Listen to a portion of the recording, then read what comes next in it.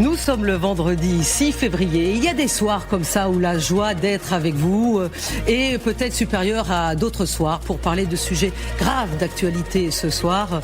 Mesdames, messieurs, bonsoir.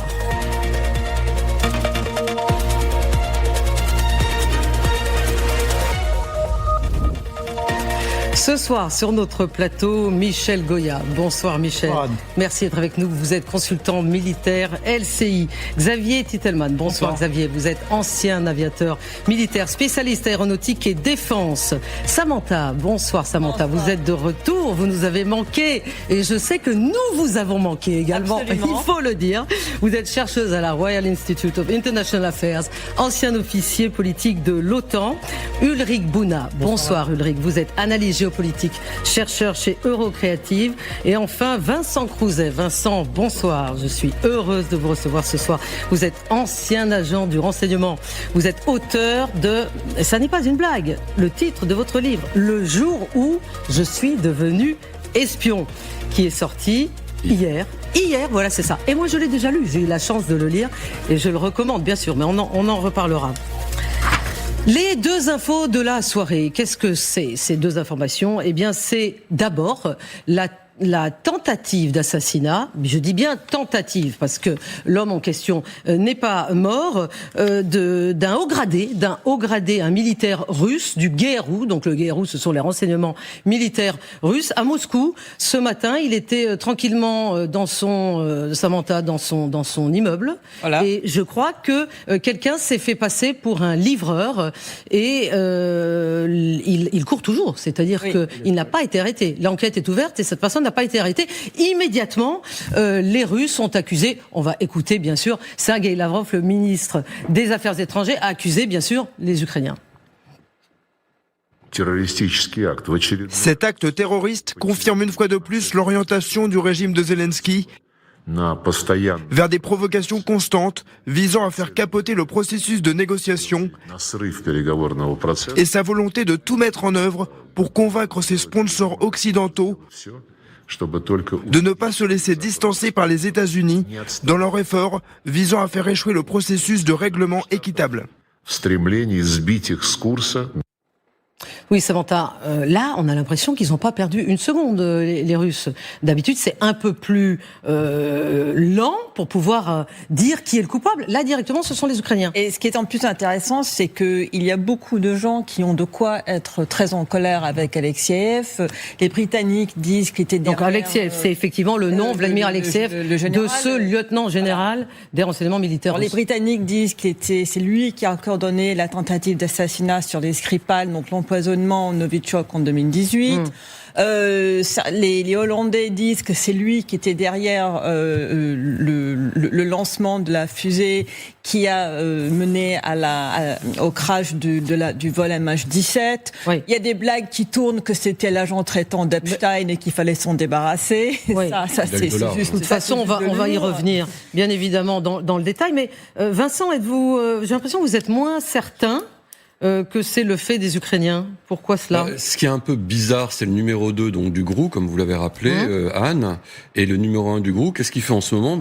Il négocie. Il négocie à Abu Dhabi. Négocier avec les Ukrainiens. Donc, quand vous êtes en pleine négociation, vous assassinez pas le numéro 2 du négociateur en chef qui est en face de vous. C'est un peu curieux. Ou alors ça se passe très mal.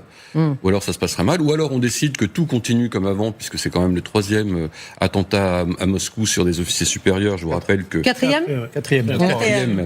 Donc, il y a eu donc Igor Kirillov en décembre 2024 avec le fameux scooter ou la trottinette piégée. Il y a eu Sarbarov en décembre 2025. Et le 4e, c'est lequel ? Il y a eu 2 policiers. Il y a eu Moscolite, l'adjoint chef opération. Et les 3, c'était par explosion.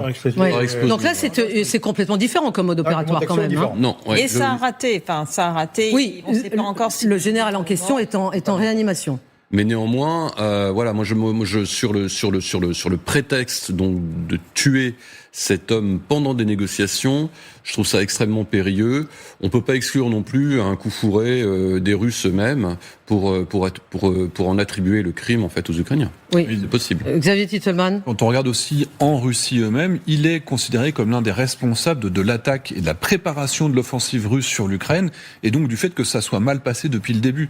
Donc il y a aussi beaucoup de militaires, d'anciens militaires, des gens qui reviennent du front et qui se disent mais on a souffert à cause de cet homme, de l'incompétence de cet homme, et donc il y a aussi de bonnes raisons d'avoir en interne des gens qui voudraient se venger de lui, notamment des anciens de chez Prigojine, etc. Exactement, parce que c'est lui qui a accueilli les gens de Wagner à Rostov en juin. On va revenir bien sûr avec tous vos détails riches et variés tout à l'heure dans quelques instants. Mais la deuxième information de la soirée, Ulrich Bouna, c'est ces négociations. Les négociations, d'autres négociations, c'est des négociations. Le monde négocie, oui c'est normal. Quand on est en guerre, on négocie, on essaye de dialoguer et c'est pas facile de se mettre d'accord. Donc là, ce sont des négociations entre les Américains et les Iraniens qui ont eu lieu à Mascate, la capitale du sultanat d'Oman. Et bizarrement, c'est-à-dire qu'ils n'ont pas négocié directement, ils ne se sont pas parlé en direct, c'était via l'intermédiaire, un représentant du ministère des Affaires étrangères du sultanat d'Oman, même si Axios divulgue que les deux émissaires américains, Steve Witkoff et Jared Kushner, ont parlé au ministre des Affaires étrangères iranien. Oui, alors déjà, en fait, ça négocie beaucoup, mais c'est tout le temps les mêmes interlocuteurs côté américain. Donc effectivement, c'est d'ailleurs sans doute un peu compliqué, un dossier remplace l'autre. Oui, vous voulez dire qu'ils sont là, ils sont sur le dossier ukrainien, ils étaient à Abu Dhabi, maintenant ils sont à Mascate, c'est-à-dire ils font tout. Pour le coup, effectivement, Abu Dhabi, Mascate, c'est pas trop loin, mais c'est par contre qu'effectivement... Non, mais les dossiers... Il est probable qu'il y a je pense que le dossier iranien pour les Américains est plus prioritaire que celui des Ukrainiens. Et donc, du coup, il est probable aussi que toute l'énergie, l'essentiel de l'énergie mise par Witkoff, monsieur Witkoff et monsieur Kushner soit probablement plus sur l'Iran que sur le dossier russo-ukrainien. Cela étant dit, effectivement, les deux diplomaties un petit peu, on va dire, de la navette entre les deux avec les Omanais qui ont toujours servi d'intermédiaire entre les Iraniens et le reste du monde. Oui. Mais par contre, effectivement, la vraie question, et j'ai envie de dire que sur un dossier comme sur l'autre, c'est que finalement, on a des Américains dans ce dossier iranien qui ont une posture relativement probablement exigeante. Au-delà on n'est pas que sur le nucléaire, on est sur le balistique, le soutien au proxy. Et en fait, c'est toute la difficulté, c'est-à-dire que au même titre que les Russes demandent en quelque sorte que les Ukrainiens lâchent le Donbass pour éventuellement discuter d'un cessez-le-feu, les Américains, pour faire lever leur menace militaire sur l'Iran, demandent énormément de concessions au régime iranien. Et il faudra voir si effectivement les Iraniens sont prêts à le faire ou pas. Oui, et évidemment, dans le même temps, l'armada dont parle Donald Trump continue à naviguer. Voilà, on voit la nouvelle image sur votre écran qui a été divulguée. Bien sûr, c'est une image officielle par le CENTCOM sur l'USS Lincoln, donc sur ce porte-avions américain. Voici ce qui a été dit. Le groupe aéronaval Lincoln a navigué aujourd'hui en mer d'Arabie. La paix par la force. C'est la fin de la citation de ce communiqué. Michel Goya, j'attire votre attention, il ne vous aura pas échappé que c'est exactement, puisque là on en est en ce début d'émission à faire des parallèles entre les différentes situations dans le globe, c'est ce que disent les Ukrainiens. Effectivement, la paix par la force, c'est le même langage. C'est un principe important. Oui, enfin, c'est le principe de toute guerre, en réalité.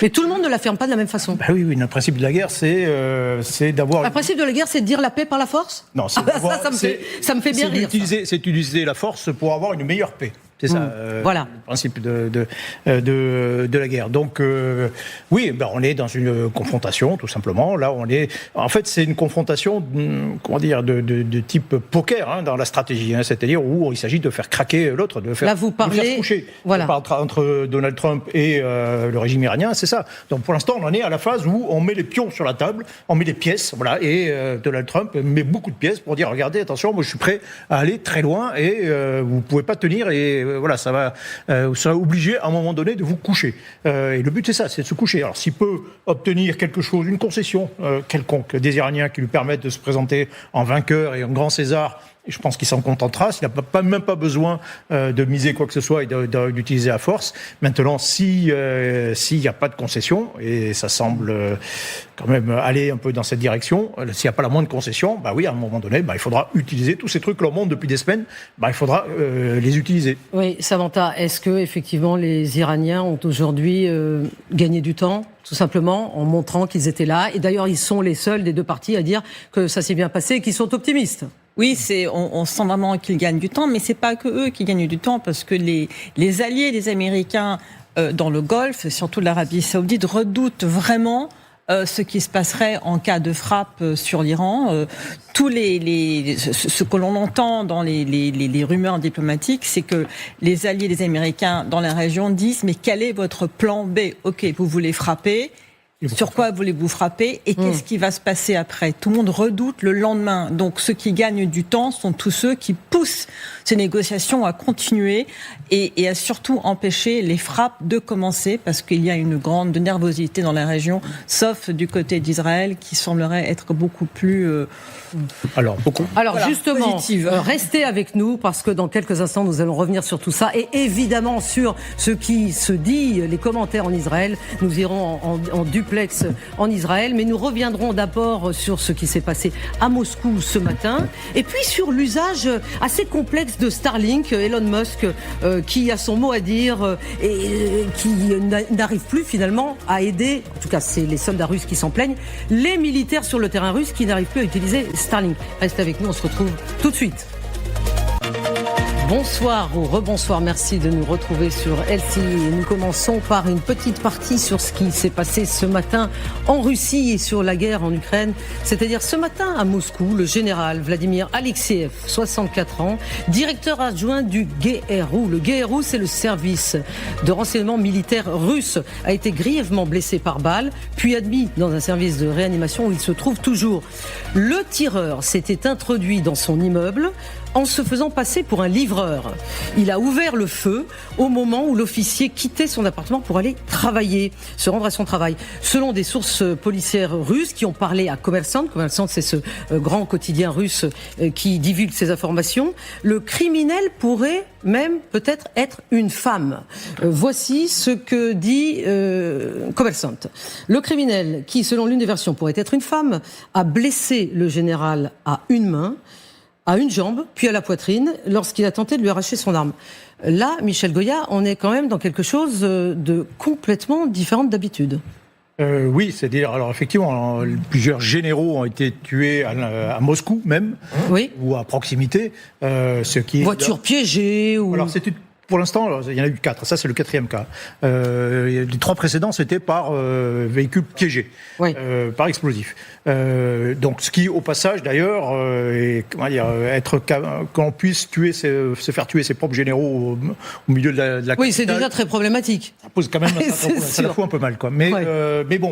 Et dans chaque cas, alors c'était des officiers de haut rang, mais lieutenant général, c'est pas le top, hein, c'est aux 3 étoiles en France. Hein, oui, d'accord, mais c'est le numéro 2. Mais effectivement, c'est le personnel un peu particulier. Exactement. Ouais. C'est le GRU, un des adjoints opérationnels du patron du GRU. Alors, dans ces cas-là, on cherche toujours effectivement pourquoi lui. Mais parfois, c'est aussi tout simplement parce que c'est possible. L'opportunité. Exactement. Bien sûr. C'est-à-dire qu'avant d'arriver à trouver, pour tuer ces gens-là, il faut quand même savoir, il faut les suivre, il faut organiser, ça improvise pas, quoi. Il faut organiser que... Bon, donc si ce sont les Ukrainiens, c'est un bon coup des Ukrainiens ? Oui, c'est toujours un bon coup. Alors, au passage, Lavrov parle de... oui, c'était Lavrov qui parlait. Oui, Sergei Lavrov. Oh, c'est pas du terrorisme. Hein. De toute façon, toute attaque... Ah bah ça, c'est le langage, évidemment, russe. Toute attaque ukrainienne sur le sol russe, c'est du terrorisme. Mais non, c'est pas du terrorisme, c'est la guerre, au passage. Maintenant, ça peut être effectivement une cible d'opportunité. On a découvert qu'il y avait un général qui était là. Donc, on l'a suivi, on a organisé quelque chose. On peut pas exclure non plus une affaire totalement privée, quoi. Aussi, où voilà, il y a beaucoup, c'est plus que nous autres, mais société russe, c'est quand même une société violente aussi. Il y a beaucoup de morts par violence. Il faut jamais exclure aussi une autre cause, une autre truc privé. C'est une femme, je sais pas, c'est peut-être sa femme qui est... Non, là on va un petit peu loin. Si vous permettez, Michel, restons-en... Non, mais c'était une petite plaisanterie. Nous n'en savons rien. L'enquête est en cours. Et ça n'a pas été revendiqué. Et d'ailleurs, non, c'est vrai que d'habitude, les Ukrainiens sont plus prompts à revendiquer que cela. Mais écoutons justement en un seul mot, Michel, la réaction assez laconique, vous allez voir, de Dmitri Peskov, le porte-parole du président russe Vladimir Poutine. Les services spéciaux font actuellement leur travail. Bien sûr, ils rendent compte au chef de l'État. Nous souhaitons au général de survivre et de se rétablir. Nous espérons que ce sera le cas. Oui. Vincent Crouzet, là, évidemment, il espère qu'il va se rétablir, il peut rien dire d'autre. Mais vous mettez éventuellement en question le fait que ça soit un coup des Ukrainiens. Oui, parce que en pleine négociation, je rappelle que c'est le numéro 2 donc d'un des négociateurs en chef russe. C'est-à-dire que son supérieur hiérarchique direct, c'est Igor Kostyukov, qui dirige la séance en ce moment qui est en cours de négociation à Abu Dhabi. Vous imaginez bien, vous êtes à une table de négociation avec en face l'ancien patron du renseignement militaire ukrainien, Kirilo Boudanov, dont le service est peut-être le responsable de l'attentat sur... et vous êtes en chien de faïence. Ah oui, non, vous avez raison de le dire, de le souligner. Il a en face de lui Kirilo Boudanov, qui est aujourd'hui le bras droit du président ukrainien Volodymyr Zelensky, alors qu'il était jusqu'à il y a très peu de temps le chef des services de renseignement ukrainiens. Donc vous imaginez du GRU. Les militaires équivalents du GRU. Donc vous imaginez l'ambiance, au moment de la négociation. Non, mais il est possible. Michel a soulevé une thèse intéressante, pas celle de la femme jalouse, mais en revanche, il y a quand même beaucoup de milieux d'affaires qui sont très proches du GRU. Il est possible que ça puisse être débiteur d'un oligarque, etc. Il y a des histoires de gros sous derrière, sachant qu'Alexeyev, c'est pas le grand démon quand même du GRU. Le grand démon du GRU, c'est Averianov, donc qui co-dirige l'Africa Corp, l'ex-Wagner, qui lui est vraiment le méchant des méchants. Alexeyev, oui, était un exécutant, je dirais pas de seconde zone, mais c'était pas non plus un décideur de très haut niveau du GRU. Bon, l'enquête est en cours. Bien évidemment, on vous tiendra au courant des derniers développements. L'armée russe hier a été affectée par plusieurs interruptions d'antennes Starlink, qui sont utilisées par Moscou sur le front en Ukraine. Alors évidemment, tout ça n'est pas officiel, puisque Moscou n'achète pas officiellement des antennes Starlink à Elon Musk. Enfin, on va voir ce que vous nous dites, Xavier Titelman. Mais écoutons ce qu'on dit. La séquence est assez lunaire, vous allez entendre des militaires russes qui se plaignent et qui s'adressent directement à celles et ceux qui les écoutent sur le canal Telegram en question pour obtenir de l'argent, pour pouvoir avoir d'autres moyens de communication que celui-là. On les écoute. Nous aimerions demander l'aide des abonnés de la chaîne Telegram War Correspondent of the Russian Spring afin de nous aider à obtenir du matériel de communication. Plus précisément, des ponts radio et des répéteurs radio. Appelez Tutki. Pour l'instant, malheureusement, la connexion Starlink est coupée et nous nous retrouvons pratiquement sans moyens de communication. Si cela est possible, nous vous en serions très reconnaissants. Bon,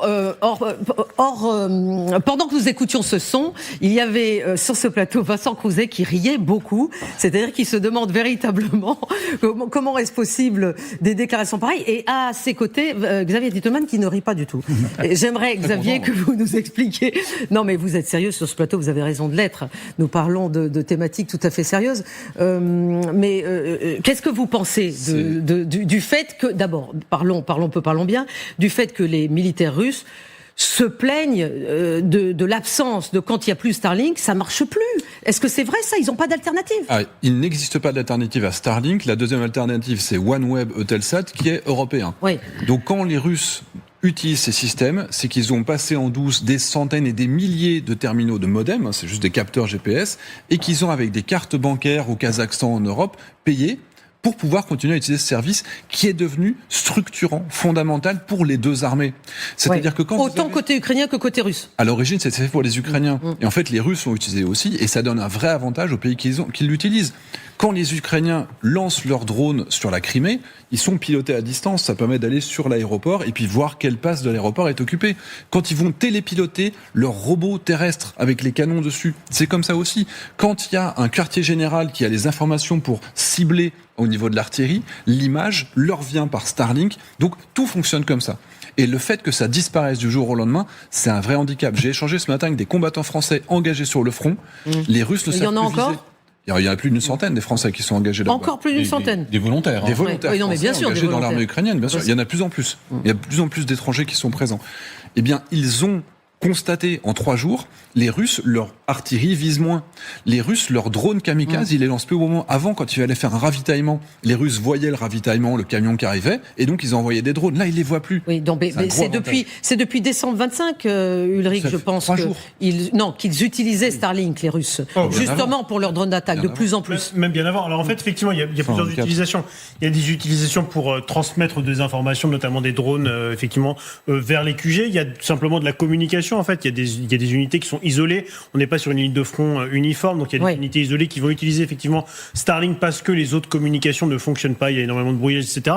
Et donc effectivement, depuis quelques semaines, et c'est ça qui a provoqué la réaction d'Elon Musk, c'est que les Russes avaient décidé de placer des terminaux Starlink sur certains drones pour finalement faire du pilotage en temps réel.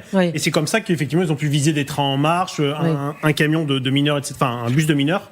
Et donc, il y a quelques jours. C'est ça, exactement. Qui a fait beaucoup de pertes. Et c'est ça qui a provoqué en quelque sorte la réaction de Fedorov, le ministre de la Défense, ancien ministre de... Mais c'est ce que j'allais vous dire. Le ministre ukrainien de la Défense a été obligé de téléphoner à Elon Musk personnellement pour lui faire part de cette situation. Tout à fait. Mais en fait, le lien est ancien. C'est Fedorov qui a amené les terminaux Starlink en Ukraine.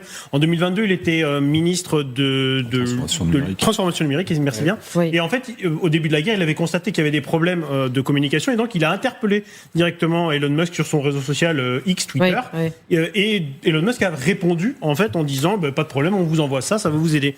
Ce qui est assez frappant. Non, mais ça on s'en souvient. Mais ce que je voulais dire aujourd'hui, c'est que finalement, mais Elon Musk et le Fedorov, mais ils peuvent dire ce qu'ils veulent, mais les Russes continueront à faire ce qu'ils peuvent pour pouvoir obtenir ces terminaux Starlink, évidemment en contournant les sanctions. Alors en fait, le problème c'est pas tant de les obtenir, le problème c'est de les utiliser. Actuellement, ce que les Ukrainiens sont en train de faire, c'est déjà les deux. Les obtenir, en tout cas, ils y arrivaient. Oui, mais bon, les obtenir, effectivement, il faut les acheter au Kazakhstan et voilà. Mais c'est surtout qu'en fait, ce qu'essaient de faire les Ukrainiens, c'est désormais d'enregistrer tous les terminaux qu'ils possèdent via des applications, notamment d'IA, qui est une application numérique qui sert à beaucoup de. Dans quel but ? En fait, pour justement permettre de différencier les terminaux Starlink des Ukrainiens des terminaux Starlink des Russes. D'accord. Il est probable que les Russes, à un moment donné, vont trouver un moyen de contourner le système. Oui, forcément. Mais pendant quelques semaines, effectivement, il va y avoir cette espèce de problème aux côtés russes où ils vont avoir... Pour le moment, on en est là. Voilà. Exactement. Mais si vous voulez, ce que cet épisode démontre, et c'est absolument, on pourrait en rigoler. On en rigolait tout à l'heure. On en rigolait. C'est permis d'en rire. Vous vous rendez compte, cette armée russe, que l'on appelait il y a quelques années la plus grande armée du monde, est obligée d'utiliser des terminaux satellites qui appartiennent à un milliardaire d'un pays de l'OTAN pour pouvoir communiquer entre eux sur le champ de bataille. C'est absolument lunaire quand on y pense. Alors aujourd'hui, ils ont des problèmes de communication. En 4 ans, ils n'ont pas essayé d'avoir leur propre moyens satellitaires de communication.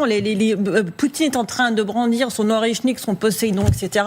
Ces hommes sur le terrain dépendent d'un milliardaire otanien pour communiquer entre eux. Voilà. Oui, dépendent, vous avez raison de le souligner, mais nous ne résistons pas à la tentation, quand on a préparé cette soirée, ce soir avec l'équipe, de vous montrer, de vous partager ces propos d'Alexander Loukachenko, le président de Biélorussie, qui lui, vous allez voir, est perplexe devant ce que lui montre un soldat et lui dit mais en gros vous pouvez faire gratuitement ce que Elon Musk fait pour des milliards.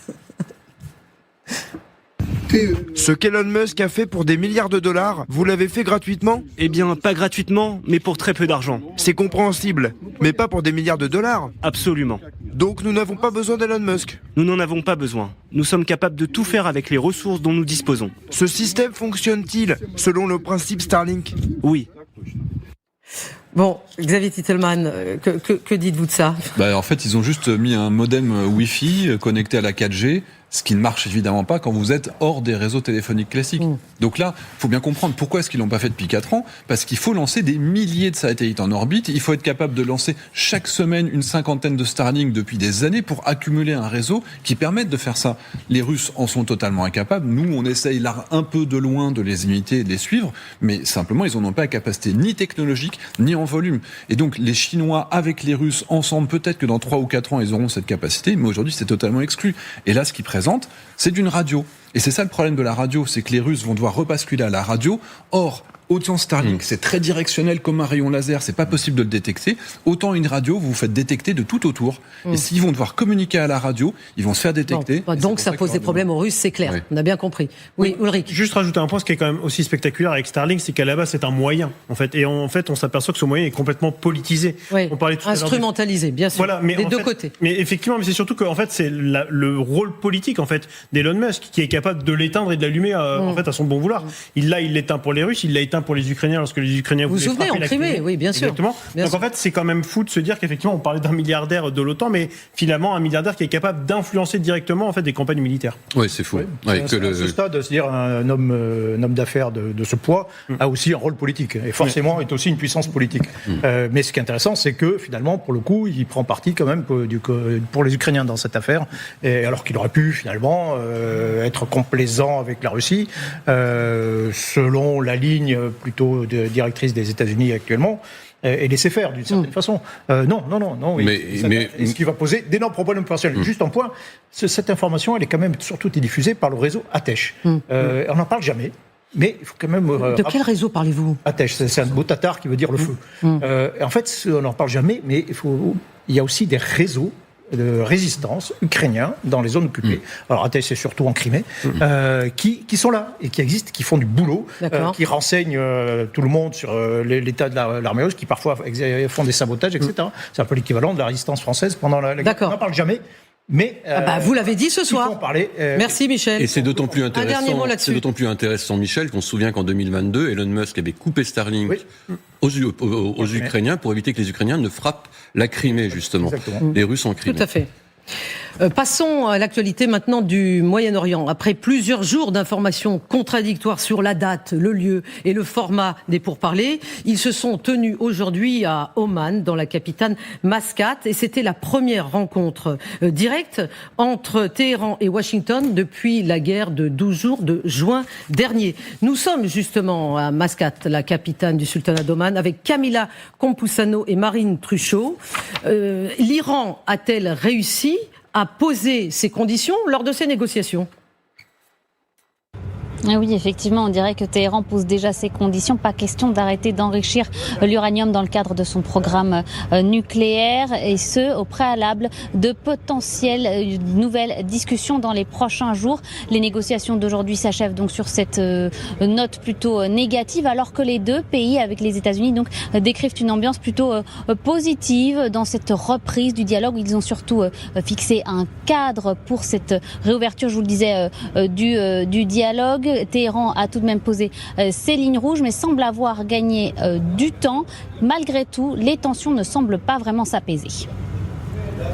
Les négociations, donc, je vous le disais à l'instant, ont eu lieu en face à face. Mais en fait, ça n'est pas tout à fait en face à face. C'est ce qu'on appelle des négociations, des discussions alternées, puisque, bien sûr, elles étaient menées indirectement via un médiateur omanais. Une discussion alternée, mais des sources américaines, plus précisément le média Axios, nous dit qu'il y a eu quand même une rencontre directe, Samantha de Bender, directement entre les deux négociateurs américains, c'est-à-dire Steve Witkoff et Jared Kushner, qui ont rencontré donc en face à face le représentant, le ministre des Affaires étrangères iranien. Oui, et pour le moment, la Maison-Blanche... Alors moi j'ai pas vu cette information-là. Moi, j'ai que eu l'information qui est... Je pense que vous pouvez me croire. Voilà, donc vous... Non, je ne doute pas de vous du tout. J'espère bien. Mais c'est que... Moi, ce que je peux dire, c'est que la Maison-Blanche, pour le moment, ne communique pas sur le résultat de ces discussions. Les Iraniens, au contraire, disent être assez positifs. Mais la Maison-Blanche, en réaction, a quand même remis des sanctions sur plusieurs entités iraniennes, sur des pétroliers iraniens. Donc, il semblerait que ça ne se soit pas passé aussi bien que ça. Ce sont des négociations qui me font un peu penser aux négociations avec les Ukrainiens. C'est qu'on se rencontre, on parle beaucoup, on gagne du temps, mais il n'y a pas vraiment beaucoup d'avancées. Les Iraniens ont été très clairs sur le fait qu'ils ne vont pas cesser d'enrichir leur uranium. Ils ne veulent pas parler de leur programme balistique. Et juste... Il a fallu se mettre d'accord sur l'endroit, c'était compliqué. Et oui, mais ça veut dire beaucoup de choses, parce qu'il y a évidemment l'influence des autres pays la raison dans la région. Il n'y a pas eu de face-à-face formel, c'est qu'il n'y a pas un accord sur l'agenda des discussions. On est encore en train de discuter de quoi on va discuter. Mais vous avez raison. Essayons d'être tranquillement, essayons de comprendre justement ce qui s'est passé, parce que ça n'est pas simple. Quel est le résultat, effectivement, vous venez de le dire, Samantha, des négociations de ce jour? Bien, il est clair, aucune des deux parties n'a modifié en fait sa position initiale, même si un léger frémissement se fait sentir côté iranien, puisque justement Téhéran, qui est la seule des deux parties pour le moment à dire quelque chose après la fin de cette session de négociation, se dit ouvert à de nouvelles discussions. Écoutons le ministre des Affaires étrangères iranien qui a parlé peu après la fin de cette session. Le sujet de nos discussions porte uniquement sur la question nucléaire. Nous n'avons aucune discussion avec les Américains sur d'autres sujets. Il va sans dire que les discussions sur le nucléaire et la résolution de la question principale doivent se dérouler dans un environnement calme, sans tension et surtout sans aucune menace. La raison pour laquelle ce point a été soulevé est que c'est une condition préalable à tout dialogue, que les menaces et les pressions soient évitées, et nous l'avons clairement indiqué aujourd'hui, en espérant que cela soit strictement respecté afin que les discussions puissent se poursuivre. Ulrich, effectivement, le problème, c'était d'abord de quoi va-t-on parler et personne n'était d'accord sur de quoi on parlerait. Les Américains voulaient parler d'autre chose que de la question nucléaire. Ça ne s'est pas produit. Et les Iraniens nous disent qu'ils continuent à refuser de mettre fin à l'enrichissement de leur combustible nucléaire. Donc pour le moment, on n'avance pas, ça c'est sûr. C'est le cœur du sujet. En fait, pour les Iraniens, en tous les cas, déjà reprendre des discussions avec les Américains, directement ou indirectement, c'est aussi une façon d'essayer d'éviter, d'ailleurs c'est ce que dit le ministre des Affaires étrangères, c'est d'essayer de faire redescendre un peu la pression, d'essayer d'éviter les frappes. Mais effectivement, sur le fond du dossier, Donald Trump ne se satisfera pas d'une redite de l'accord JCPOA de 2015 qui limitait l'enrichissement sur le sol iranien à 6%, je crois, de mémoire. Ouais. Et donc en fait, il ne s'en satisfera pas. Il veut déjà qu'effectivement il n'y ait plus du tout d'enrichissement en Iran, mais que les Iraniens fassent d'autres concessions sur le soutien à des groupes armés. Pour le moment, on les a pas, ces autres concessions. Voilà, mais non, et pour le coup, pour les Iraniens, vu notamment depuis ce qui s'est passé depuis la guerre des 12 jours, le balistique et le soutien à ce qu'il reste des proxys dans la région, c'est vital pour le régime. En fait, c'est en quelque sorte la dernière ligne de défense, et donc ça va être très compliqué d'obtenir des concessions. Mais quelques heures à peine après cette session de pourparlers, les États-Unis ont annoncé justement de nouvelles sanctions pétrolières contre l'Iran. Elles visent, ces nouvelles sanctions, 15 entités, 2 personnes et 4 navires de la flotte fantôme iranienne. Donc c'est évidemment Xavier Tettelmann pour faire monter encore la pression. Et bien sûr, ils ont été à ces négociations, mais juste après la fin des négociations qui n'ont rien donné, ils annoncent une nouvelle qui va dans le sens de pressuriser encore plus les Iraniens. Je suis même étonné qu'il reste encore des moyens de pression supplémentaires. Il en reste toujours. Encore des leviers.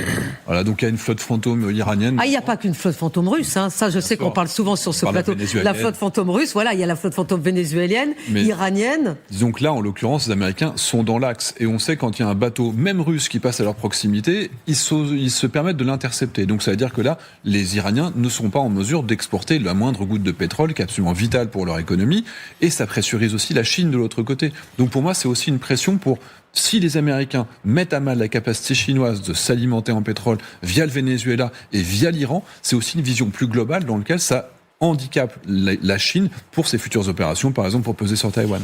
Vincent Couzet. Il ne touche pas seulement du pétrole iranien, parce qu'en touchant des entités iraniennes qui travaillent sur le pétrole, notamment à partir de Dubaï, il y a à peu près une centaine de traders, de boîtes de trading iraniens, notamment contrôlées pour la plupart par les gardiens de la révolution à Dubaï, qui travaillent sur la flotte fantôme et sur la commercialisation de pétrole russe notamment. Donc il va toucher aussi cette part-là du business, ça c'est certain. Et ce qui est amusant, il y a un espèce de jeu de comment on appelait ça déjà, le Rubik's Cube. Le Rubik's Cube. Je sais pas, vous faites ces signes-là avec vos mains, donc j'ai l'impression que c'est le Rubik's Cube. Là. Non, mais dans la zone, parce que d'un côté on va toucher Dubaï, et donc on va vraiment affaiblir Dubaï en touchant les intérêts iraniens pétroliers. Ouais. D'un autre côté, on a vu Jared Kushner à la table de négociation. Il est partout, oui. Qui est à la tête d'un fonds qui s'appelle Affinity, qui porte bien son nom, de 5 milliards de dollars, dont 2 milliards. Comment s'appelle ce fonds ? Affinity, d'accord. Et vous trouvez qu'il porte bien son nom ? Bah oui, parce que sur les 5 milliards, il y en a 2 milliards qui appartiennent au PIF, donc au fonds souverain saoudien. Donc vous voyez, tout ça, c'est une espèce de Rubik's Cube. On se demande jusqu'à quand on va pouvoir aligner les planètes. Mais Michel Goya, Téhéran il se dit que Téhéran aurait proposé, l'ont-ils fait ce matin, je ne sais pas, une suspension à long terme, justement des sanctions américaines à leur égard, en échange de mettre un terme à leur programme nucléaire. Mais l'arrêt de l'enrichissement. Voilà, mais ça n'a pas du tout l'air d'avancer dans ce sens-là, puisqu'on est sorti de ces négociations avec de nouvelles sanctions contre les Iraniens. Oui, c'est-à-dire que, en fait, les Iraniens proposent de revenir un peu à l'accord de 2015, pratiquement. Comme quoi, alors qu'ils en étaient sortis. Oui, enfin, les Américains. Oui, les Américains. Oui, les Américains. Non, je lui-même croyais que vous disiez les Américains. Cet accord. Quoi. Oui, donc, tout à fait. Mais comme quoi, ils sont quand même capables de peut-être faire des concessions. Mais voilà, visiblement, ça suffit pas à Donald Trump, incontestablement. Donc là, il met la pression, il augmente la pression, tout en restant pour l'instant sous le seuil de l'usage de la force. Oui. Donc voilà, il attaque la flotte fantôme. Mais c'est là qu'on voit que l'éventail est grand. L'éventail en dessous du seuil de la force, il est. Je sais pas, vous avez l'air dubitatif, Michel, mais j'ai l'impression qu'on passe notre temps. Non, mais il peut obtenir. À l'analyser cet éventail. Il va faire le blocus de Chabar. Chabar, c'est le port qui est en eau profonde, hors du golfe arabo-persique. Ça, c'est une information que vous avez. Non, enfin c'est par là que passe une grande partie du pétrole qui va en direction de la Chine, en fait. Bon. C'est-à-dire que là, la flotte fantôme, elle part de là, en réalité. Et donc oui, les Américains peuvent organiser le blocus, l'embargo complet autour du port de Chabar, par exemple. Mais ça montre aussi, d'une certaine façon, que Donald Trump hésite encore quand même un peu avant d'employer la force, parce qu'il sait que c'est quand même plein d'incertitudes. Qui aide l'Iran dans cette situation difficile ? Sans doute la Russie, mais à sa façon. Et sa façon, quelle est-elle ? Ça serait plutôt des paiements secrets, en liquide bien sûr, qui sont convoyés entre la Russie et l'Iran depuis longtemps. Depuis que Donald Trump, en 2018, lors de son premier mandat, avait justement imposé des sanctions à Téhéran pour un montant de, donc ces paiements, de 2,5 milliards de dollars environ. Et la question qu'on peut se poser aujourd'hui, Ulrich, c'est est-ce que ces paiements continue aujourd'hui? Est-ce que même peut-être il serait en train d'augmenter? Et auquel cas, il révélerait une relation entre la Russie et l'Iran qui serait encore plus profonde qu'on ne le pensait. Alors, je ne sais pas si ces paiements continuent. Après, pour le coup, la Russie, que ce soit ses ressources économiques, militaires ou autres, ils sont quand même beaucoup concentrés sur l'Ukraine. La Russie a plus trop les moyens de proposer son aide à gauche à droite. En revanche, là où pour le coup les Russes aident très clairement les Iraniens, en fait ils essaient de se positionner en intermédiaire dans ces négociations. Et donc notamment, effectivement sur l'enrichissement, et c'était d'ailleurs le cas dans l'accord de 2015, c'était les Russes qui devaient récupérer l'ensemble de l'uranium enrichi et proposer ensuite effectivement aux Iraniens d'une espèce de porte de sortie. Donc on voit bien. Notamment je crois la semaine dernière, il y a eu des émissaires iraniens, M. Larijani qui est allé à Moscou. Quelques jours avant, il y avait le Mohamed Ben Zayed qui était lui aussi à Moscou. Donc on voit que les Russes, en tous les cas sur cette affaire, sont pas capables d'aider directement les Iraniens parce qu'ils sont englués en Ukraine. En revanche, ils essaient de se repositionner diplomatiquement pour servir d'intermédiaire, aussi bien pour essayer de regagner en confiance vis-à-vis de Donald Trump que pour essayer aussi de sauver en quelque sorte le régime iranien en proposant une porte de sortie diplomatique. En tout cas, regardons la carte de ces flux d'argent qui passent à travers, parce qu'on a même le nom de la banque Pромsviazbank, qui est une ancienne banque de l'État qui a été une ancienne banque privée qui a été de nouveau étatisée.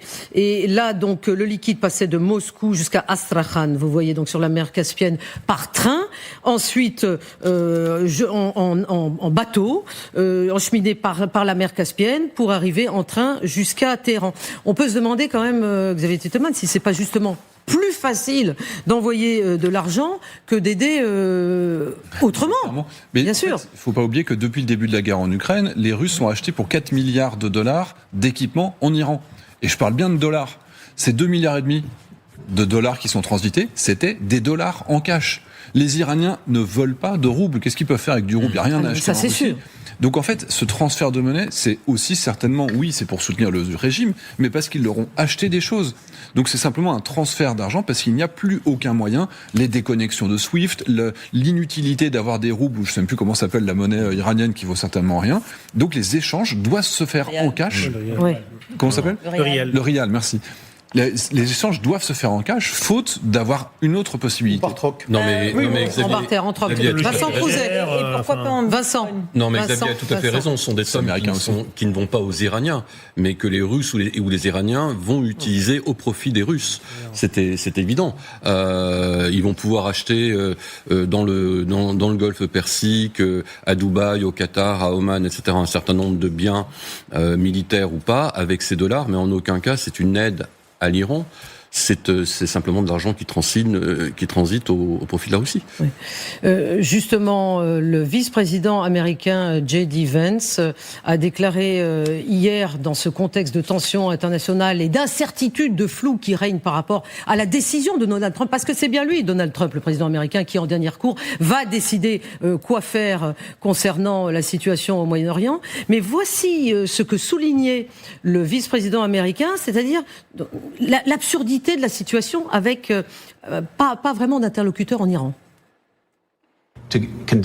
Faire de la diplomatie avec l'Iran alors que vous ne pouvez même pas parler à la personne qui dirige le pays. Cela complique encore plus les choses et rend la situation encore plus absurde.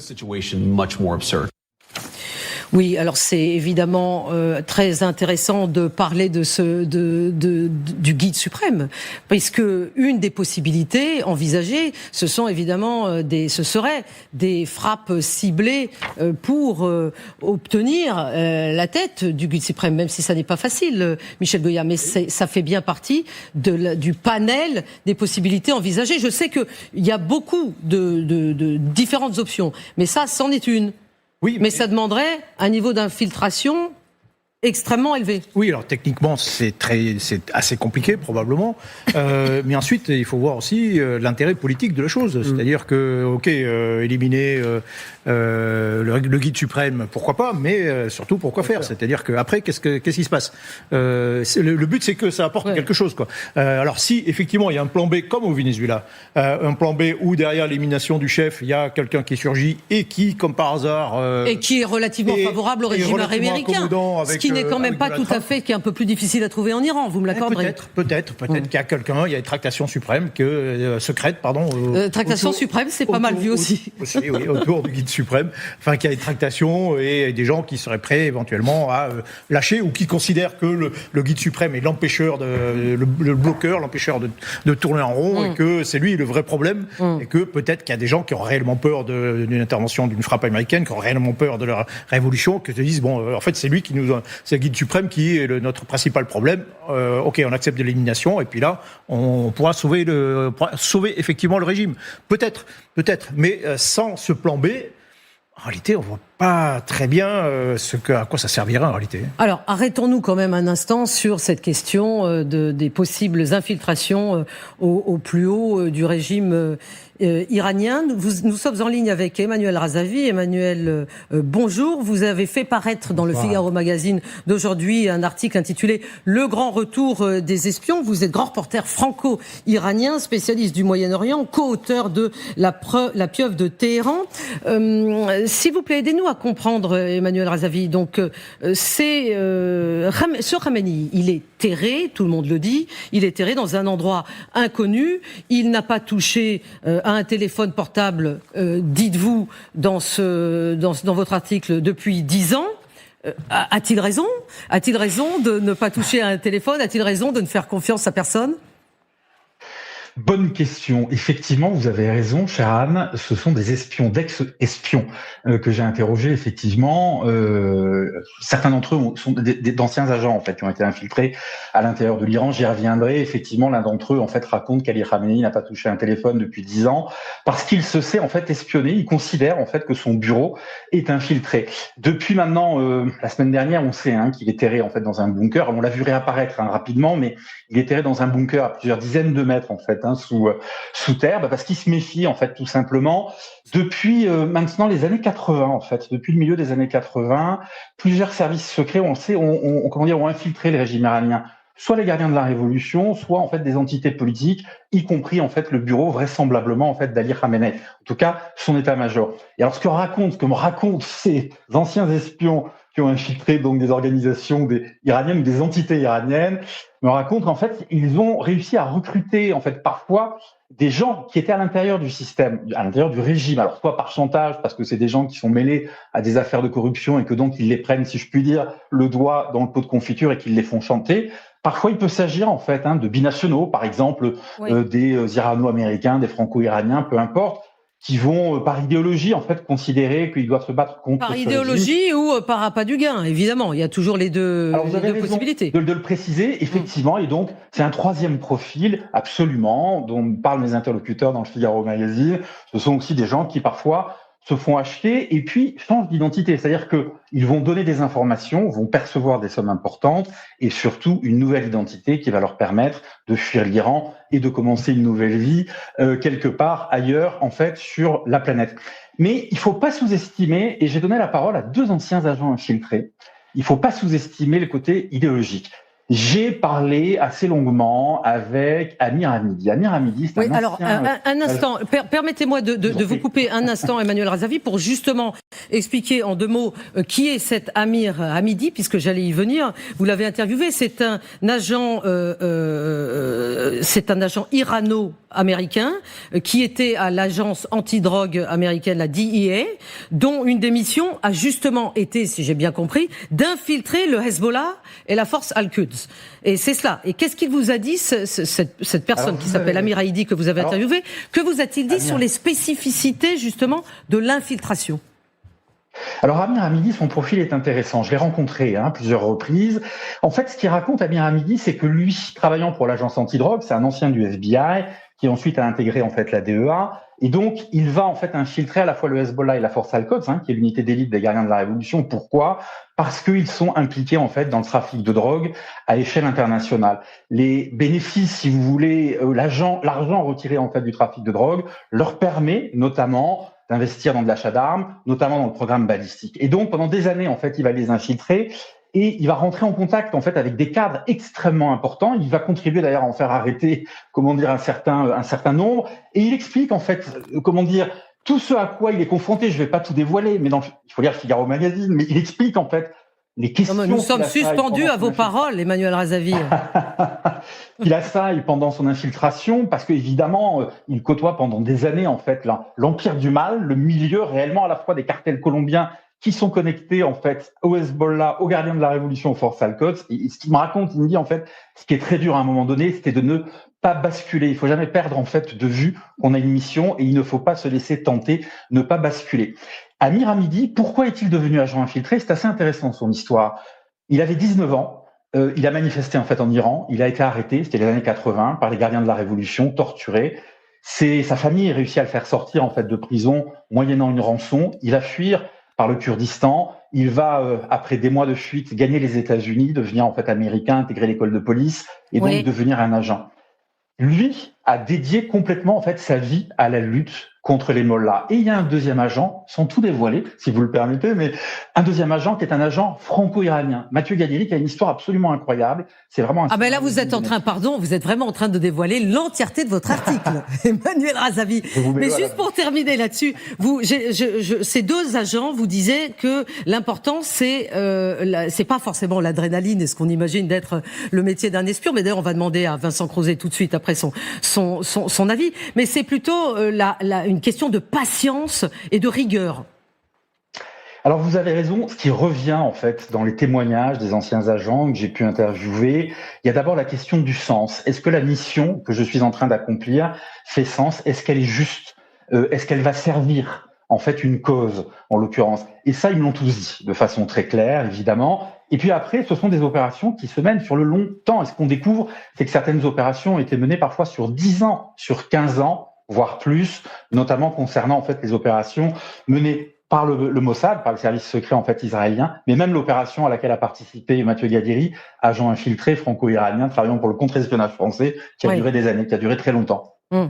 Merci infiniment Emmanuel Razavi d'avoir été avec nous ce soir et on conseille à tout le monde de lire votre article bien sûr dans le Figaro Magazine.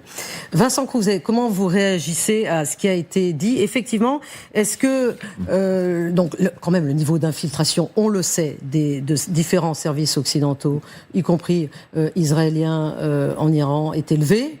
Est-ce que vous avez est-ce que vous avez quelque chose à nous dire là-dessus? Parce que je vous vois assez. Je suis pas sûr que vous êtes d'accord avec tout ce qui vient d'être dit. Si, non, mais j'ai écouté Emmanuel Razavi avec beaucoup d'intérêt.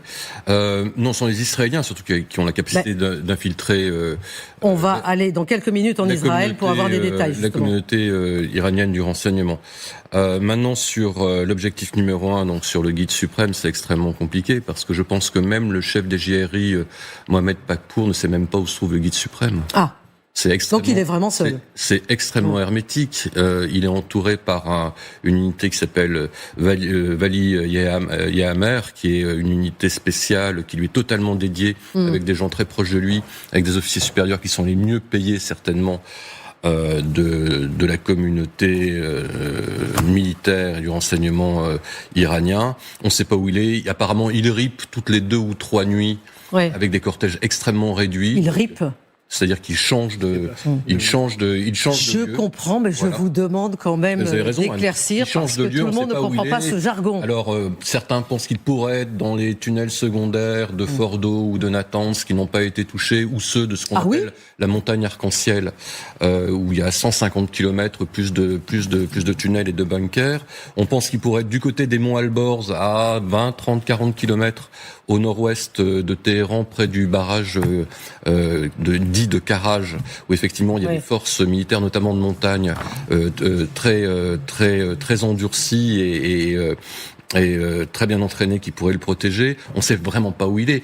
La vérité, en fait, vous soulignez ça, Vincent Crozet, c'est qu'on ne sait pas où il est. On ne sait pas où il est. Et par exemple, dans Téhéran, tout ce que je sais, c'est que Téhéran est sillonné la nuit de faux cortèges, de cortèges-leurres, de 12, 15, 20, 30 véhicules, faisant croire donc au renseignement géospatial américain que ça pourrait être des cortèges de dignitaires, alors qu'en fait, certainement, il va se déplacer avec 2, 3 véhicules utilitaires de manière extrêmement furtive, extrêmement discrète, d'un endroit à l'autre. Justement, pour avoir d'autres informations, des compléments d'information en route pour Israël, vous êtes en direct avec nous, Stéphane Goldin. Merci, bonsoir, merci d'être avec nous ce soir. Vous êtes analyste sécuritaire, ancien commandant d'une unité d'élite de Tzahal. Alors, on se souvient tous qu'en 2024, effectivement, l'assassinat de Nasrallah, le chef du Hezbollah, était l'œuvre de David Barnea, le directeur du Mossad, éminent spécialiste de l'infiltration humaine. Mais aujourd'hui, est-ce que justement ce long travail d'infiltration sur des décennies, le travail d'infiltration israélien en Iran est en train de porter ses fruits? C'est-à-dire, est-ce que c'est possible de cibler réellement le guide suprême à Téhéran? Je pense que le travail que font les services israéliens, le résultat, on le voit tous les jours et on en récolte les fruits tous les jours. D'ailleurs, il n'y a pas que nous. Les Américains aussi en récoltent les fruits. Je pense que le monde occidental en récolte les fruits. Maintenant, la question de Khamenei, Khamenei était une question bien spécifique. Khamenei actuellement se cache, se planque dans un tunnel. Il n'est pas dans un bunker, il est dans un tunnel à une centaine de mètres. Il est très probable qu'autour de lui, il puisse y avoir des gens qui puissent être infiltrés par différents, services étrangers. Donc peut-être Israël ou peut-être d'autres. Stéphane Goldin, donc il y a discussion sur ce plateau. Donc vous dites qu'il est dans un tunnel et non pas dans un bunker. Je pense qu'il est dans un tunnel parce qu'il n'est pas tout Pourquoi seul. Il a besoin de se parce qu'il a besoin de se déplacer d'un endroit à un autre. Il a besoin de communiquer. Il n'est pas tout seul. Il a toute une garde rapprochée autour de lui. Et je pense qu'un tunnel est plus à même et plus adapté à la fonction de ce qu'il doit faire. D'ailleurs, pour pouvoir sortir, pour pouvoir rentrer, pour pouvoir simplement se mouvoir où il se trouve. Ah, mais parce que vous pensez qu'il sort et il entre. Je pense qu'il ne sort plus beaucoup actuellement. Il est sorti dernièrement, on l'a vu. Oui, c'est vrai. Commémorer, l'anniversaire de la révolution islamique, le 1er février, si mes souvenirs sont bons. Mais dans le fond, on le voit pas. Il a complètement disparu des écrans radars. Et à mon avis, il se planque dans un tunnel, oui. Restez avec nous, Stéphane Goldin. Nous allons évidemment avoir besoin de vous dans les minutes qui viennent. Après ce on peut appeler quand même l'échec des pourparlers de ce matin entre les États-Unis et les Iraniens, même si le flou règne sur les intentions de Donald Trump. Aujourd'hui et ce soir, évidemment, on se dit que c'est l'intervention militaire qui semble l'option la plus probable. Écoutons ce qu'en dit la porte-parole de la Maison-Blanche, Caroline Leavitt. Pendant que ces négociations ont lieu, je tiens à rappeler au régime iranien que le président dispose de nombreuses options, outre la diplomatie, en tant que commandant en chef de l'armée la plus puissante de l'histoire du monde. Donc, Ulrich Bouna, les options sont toujours sur la table. C'est-à-dire qu'on est sur cette méthode duel qui est la même, très trumpienne, c'est-à-dire en même temps se déclarer en faveur d'un dialogue et de facto le faire, puisque c'est ce qui a eu lieu ce matin. Et ne jamais lâcher l'option militaire. Pour presque finalement, sans doute être obligé d'avoir à l'utiliser, puisqu'il s'agit maintenant presque d'une histoire d'image du président américain. Il ne peut pas repartir de la région et ne rien avoir fait. Effectivement, alors c'est une méthode de négociation très trumpienne avec un pistolet sur la tempe. Mais effectivement, le fait est que... ça se fait de plus en plus. Voilà, mais pour le coup, quand on sort un pistolet, c'est Tchekhov qui disait ça, s'il y a un pistolet dans la pièce, il faut l'utiliser. Et donc effectivement, quand on déploie une telle... vous nous citez Tchekhov, vous, ce soir. Une telle armada, c'est bien ça. Une telle armada, entre guillemets, il va peut-être falloir un moment l'utiliser, d'autant plus qu'encore une fois... Donald Trump a des objectifs maximalistes vis-à-vis de l'Iran. Il sent bien que l'Iran est affaibli, l'Iran a moins de proxy, l'Iran a militairement beaucoup souffert pendant la guerre des 12 jours, donc il sent qu'il y a peut-être une opportunité d'obtenir quelque chose de la part du régime, en tout cas beaucoup plus que l'accord de 2015, et donc il va essayer de pousser son avantage au maximum. La vraie question, c'est que va-t-il se passer lorsque les Iraniens vont sans doute à un moment donné essayer de trouver une voie de diversion. Et voilà, agir. Est-ce qu'il agira, et surtout, encore une fois, pour ce qu'on disait tout à l'heure, pour quel objectif derrière? Est-ce que ça va être détruire un petit peu le régime? Est-ce que ça va être viser la tête du régime? Enfin, c'est très compliqué de savoir quel est l'objectif final recherché par Donald Trump.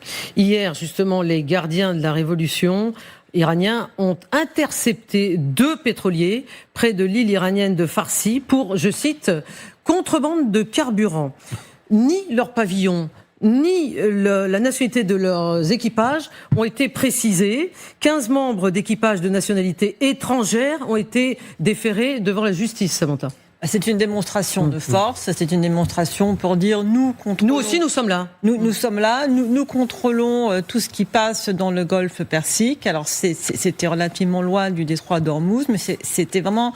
C'est quelque chose qui a été accompagné par une déclaration des Iraniens sur ce qu'ils feraient si jamais les Américains attaquent. Une des choses qu'ils ont dit qu'ils feraient, c'est qu'ils empêcheraient toute navigation donc, à travers le détroit d'Ormuz. Donc, ce qui couperait à peu près 21% des flux pétroliers mondiaux. Donc ils sont en train de dire on est là, on peut agir si on veut. C'est quelque chose de relativement à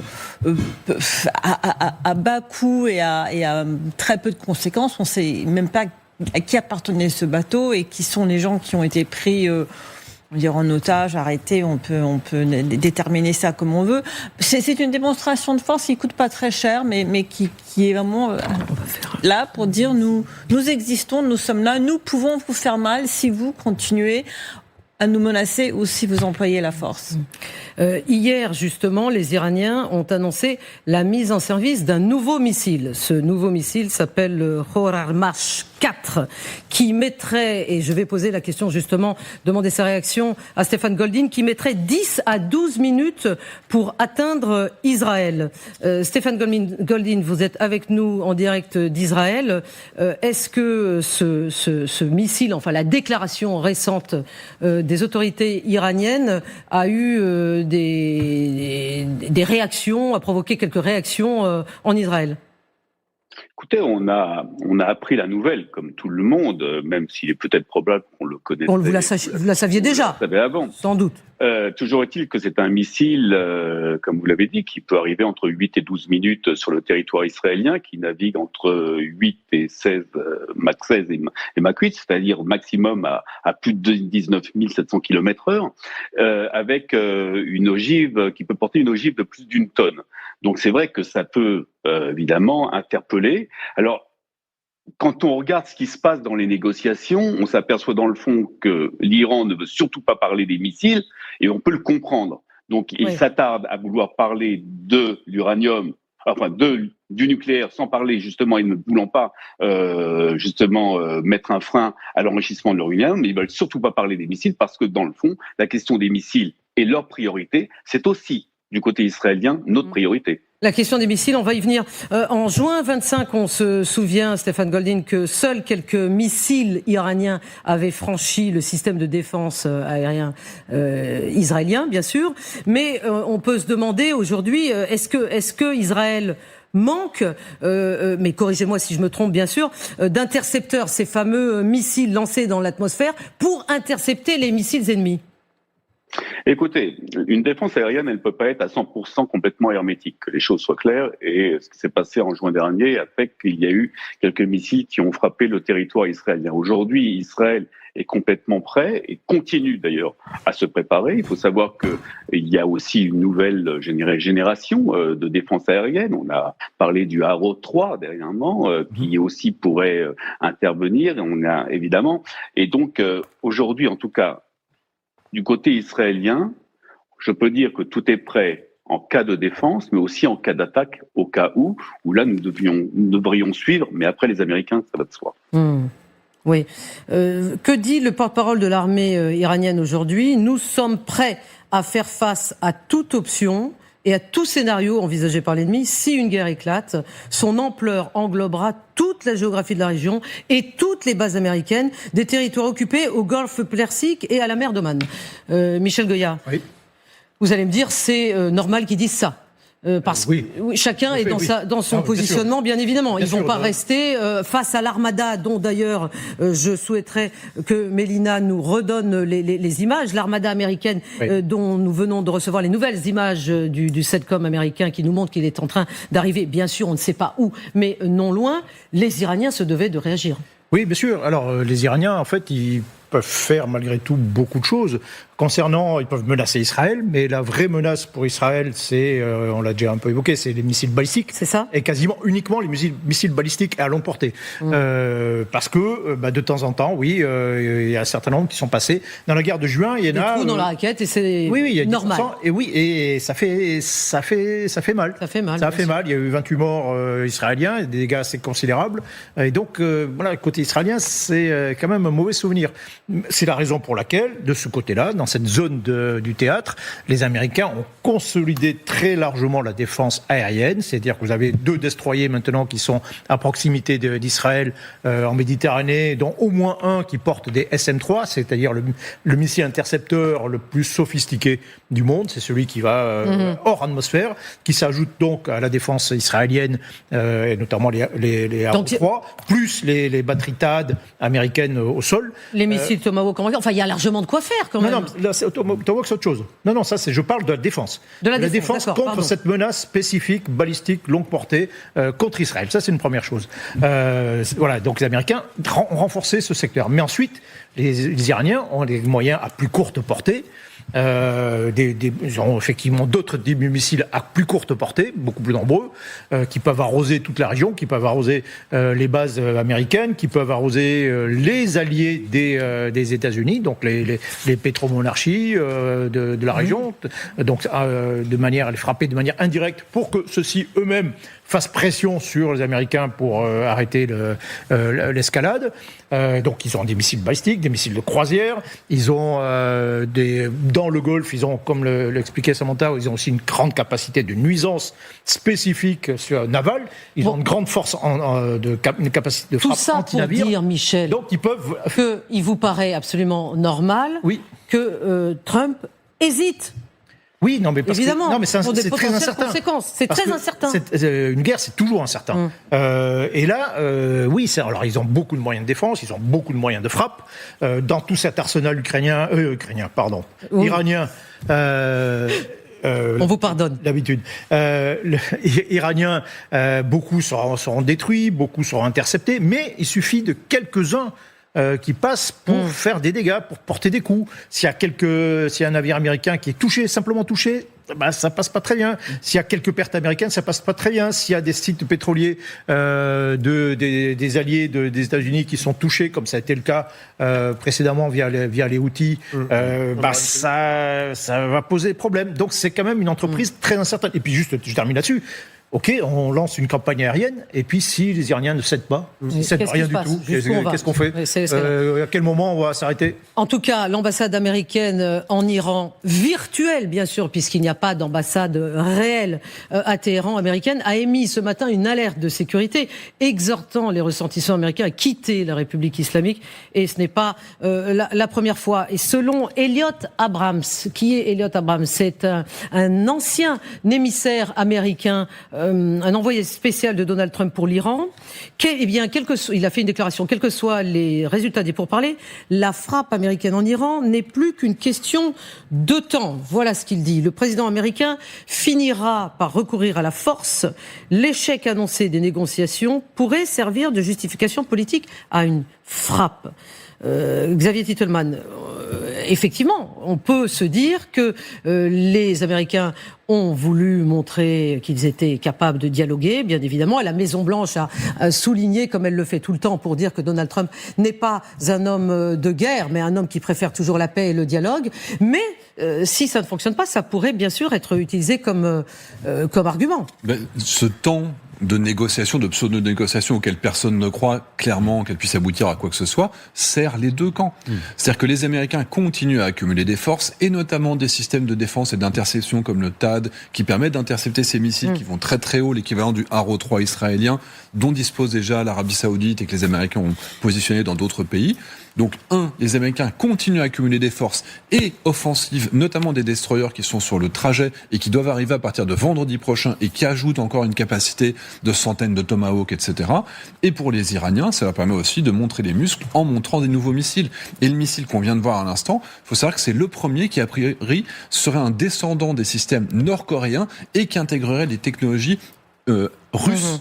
Pour que la tête ne soit pas prévisible. Quand vous interceptez un missile, vous voyez sa trajectoire. Et là, il y aura une tête qui pourrait changer de trajectoire. Or, le point d'impact, il est calculé très très tôt, puisque les missiles vont à 20 000 km/h.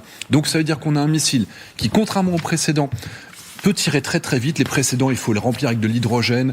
Par satellite, on voit qu'on a un point froid, donc on sait que ça va arriver bientôt. Il est liquide, il a encore liquide. C'est du liquide, mais qui supporte à la température ambiante, donc il est préchargé, donc il se tire en moins d'une demi-heure. Ce qui n'est pas le cas des précédents, où on pouvait avoir le temps de décoller et de les striker derrière. Stéphane Goldin, en jouant à celui dont les intentions sont complètement imprévisibles, est-ce que Donald Trump est en train d'intensifier justement son rapport de force ? Écoutez, je pense que le rapport de force, il s'intensifie. Concrètement, rappelons une chose. Dans le fond, les États-Unis reviennent dans le champ des négociations suite à une pression de différents pays alliés, pays arabes, alliés des États-Unis, qui l'ont poussé vers cette négociation. Mais concrètement, quand on regarde cette négociation, dans le fond, on a vu ce soir que ni les Iraniens, ni les États-Unis ont ouvert leur sac de couchage, pour dire ça entre guillemets, pour continuer cette négociation dans la nuit. Le ministre des Affaires étrangères iranien est actuellement au Qatar sur une cérémonie ou un événement lié à la télévision qatari. Les États-Unis sont repartis probablement à Abu Dhabi. Donc concrètement, on voit que c'est une négociation, une vraie fausse négociation. Et la question est de savoir, dans le fond, si dans cette affaire, pas tout le monde essaye de gagner du temps. Les États-Unis, pour se préparer à cette frappe et voir la première faute des Iraniens pour frapper, et les Iraniens pour gagner du temps d'une façon générale, mais ça c'est le sport national de l'Iran.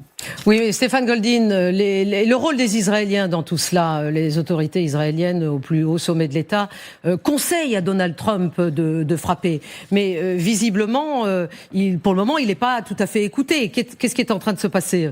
Comment les Israéliens pourront-ils convaincre Donald Trump de frapper ?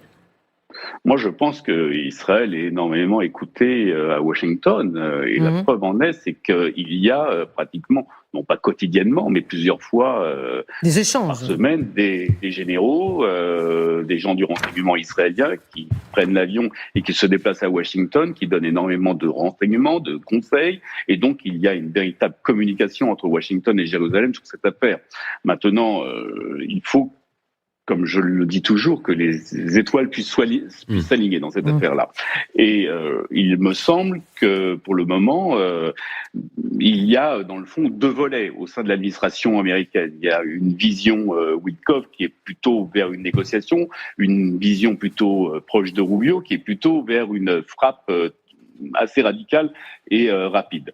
Toujours est-il que Israël a toujours dit qu'il s'était prêt à aider les États-Unis, ne pas attaquer avec les États-Unis, mais en tout cas épauler les États-Unis et faire décoller ses avions au cas où. Toujours est-il qu'il faut comprendre que la position d'Israël est très claire. Israël, évidemment, veut la destruction de la République islamique, que les choses soient claires, mais concrètement ne déclarera pas la guerre.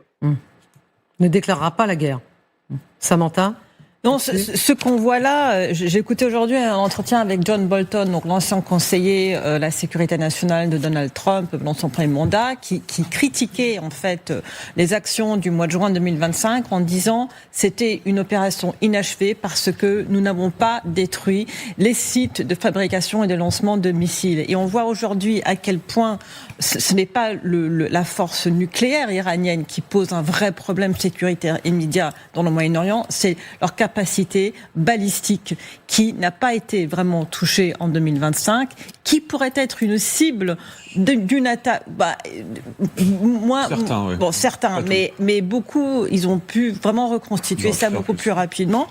Et donc, en termes de frappe potentielle américaine qui aurait un sens, qui ne serait pas forcément visé à changer un régime, mais qui aurait un sens sécuritaire dans la région, serait justement de vraiment s'attaquer à ces sites de missiles en espérant arriver avant qu'une riposte ne puisse arriver. Mais c'est peut-être une des seules actions qui serait acceptable aussi pour les alliés américains dans le Moyen-Orient qui redoutent, eux, un chaos de changement de régime, mais qui seraient peut-être pas si mécontents si la capacité de frappe de l'Iran était réduite. En tout cas, les Saoudiens étaient ravis finalement de l'achèvement de la campagne de juin, parce que la capacité nucléaire était amoindrie, ce n'était plus une menace, mais en revanche, ils ne souhaitaient absolument pas que le régime chute. Et je pense qu'on en est resté là côté saoudien et qatari notamment. Mais en tout cas, pour le coup, s'il y avait des frappes sur les capacités balistiques iraniennes, ça amènerait pas forcément des avancées sur des négociations sur le nucléaire iranien, premier point. Et surtout, deuxième point, ça laisserait encore plus, on va dire, dans un angle mort la population iranienne qui avait été appelée par Donald Trump à aller descendre dans la rue. Absolument. Et qui effectivement a été complètement abandonnée depuis plus d'un mois. Merci Stéphane Goldin d'avoir été en direct avec nous d'Israël ce soir. L'avion de guerre électronique américain le plus récent et le plus secret, alors je vais vous donner son nom, c'est l'EA-37B Compass Call, a été discrètement déployé en Europe, plus précisément sur la base aérienne de Ramstein, en Allemagne, sa première escale connue d'ailleurs en Europe. Évidemment, l'arrivée de cet appareil alimente les spéculations sur l'évolution de la posture militaire, bien sûr, de Washington, dans un contexte, comme on vient de le dire et de le développer, de tensions croissantes. Xavier Titelman, qu'est-ce que vous pouvez nous dire sur cet avion qui, dit-on, aurait joué un rôle conséquent dans la capture au Venezuela du président Maduro, parce qu'il a ce qu'on appelle des capacités de suppression électronique, c'est cela ? C'est ça. En fait, vous avez des avions qui ont la possibilité d'envoyer tellement d'ondes spécifiquement désignées, par exemple sur un radar ou sur un système de communication, que plus rien ne va fonctionner. Donc on avait des avions assez traditionnels comme le EA-18 Growler, mais qui n'est qu'un avion de chasse transformé. Là, regardez la place que vous avez à l'intérieur. C'est une sorte de gros jet privé dans lequel vous avez des baies électroniques à l'arrière qui permettent d'émettre beaucoup plus d'énergie, beaucoup plus de puissance que dans un simple avion de chasse. Et donc en restant à une bonne distance, on arrive quand même à empêcher le fonctionnement des radars. On peut capter également tout ce qu'il y a autour de nous. On peut en fait bloquer les communications. Donc est-ce que c'est pour mettre la pression sur la Russie ?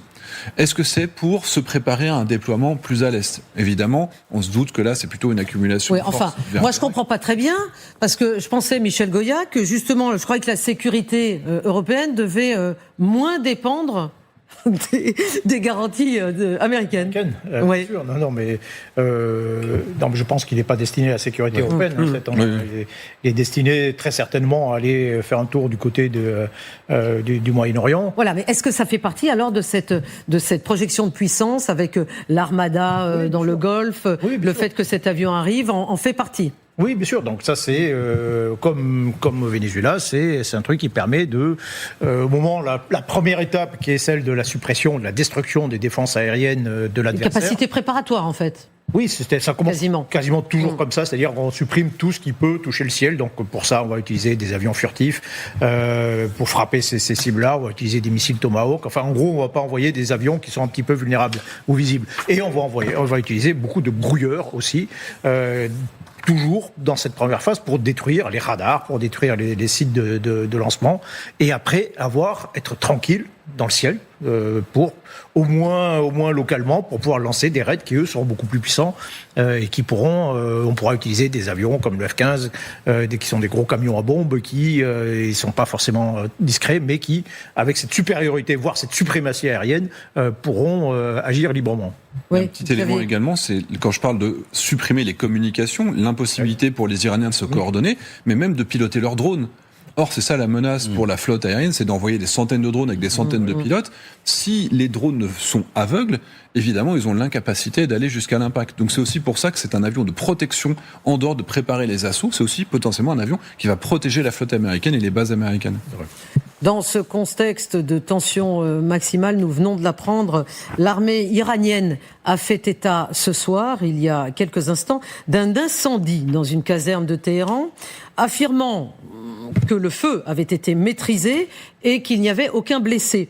Cet incendie, néanmoins, il est important de le signaler dans le détail, s'est déclaré dans un atelier de menuiserie d'une caserne à la suite d'un court-circuit. Il a été maîtrisé à l'aide des pompiers et aucun blessé n'est à déclarer. On en reste là jusqu'à présent, mais il faut dire que plus tôt cette semaine, Samantha, un incendie s'était déclaré dans un bazar à l'ouest de Téhéran et les secours avaient eu un peu de mal à le maîtriser. La tension monte, la tension est là, la tension règne. Oui, la tension monte. Ce qui s'est passé, avec la restauration de l'Internet après les événements du mois de janvier, le bilan des massacres commence à vraiment faire surface. On parle des chiffres qui sont balancés, les chiffres du régime sont 3500 morts, des organisations humanitaires penchent plutôt autour des 30 000. Les témoignages qui ressortent ne parlent non seulement de morts, mais de morts absolument atroces. Oui. Vous êtes un médecin, vous soignez un étudiant blessé, vous risquez la prison. Et donc il y a une colère qui monte dans la société, une colère contre ce régime qui a tué cette jeunesse. Et c'est tout à fait différent de ce qu'on a connu auparavant en Iran. Cette colère aussi se dirige contre les Américains contre Trump qui a encouragé les gens à sortir dans la rue et qui finalement n'a rien fait. Elle est aussi contre Reza Pahlavi, qui est donc le fils du Shah, qui lui aussi avait encouragé les gens à sortir. Donc oui, il y a des tensions qui montent, mais pour le moment, ça reste extrêmement diffus, absolument diffus. Mais il y a d'autres éléments qui sont importants, qui sont ces images que nous analysons souvent sur LCI, qui sont les images qu'on appelle en OSINT, c'est-à-dire en source ouverte, et en analysant des images en source ouverte récente, il apparaît que après les frappes américaines de juin, bien sûr, sur les installations nucléaires, l'Iran aurait travaillé pour réparer ces sites de production de missiles, justement, plus rapidement que ces installations nucléaires. Pour nous aider à comprendre, nous accueillons, venez, approchez, nous incluons dans la discussion Benoît Grémard. Bonsoir, vous êtes chercheur associé à l'Institut d'études de stratégie et de défense, spécialiste du nucléaire militaire. Alors que nous apprennent ces images, ces fameuses photographies qui sont absolument fascinantes, eh bien on voit que, par exemple sur un site de production de missiles qui s'appelle Shahoud, c'est un site d'essai de missiles, un site de production, oui. La neige, quand on lit cet article, a fondu plus vite sur le toit de ce site, ce qui montrerait éventuellement, Benoît Grémard, qu'il est encore en activité. Oui, c'était effectivement déjà l'idée passé le 21-22 juin 2025 des frappes américaines sur les installations nucléaires iraniennes, savoir est-ce qu'elles avaient été détruites ou complètement ou partiellement.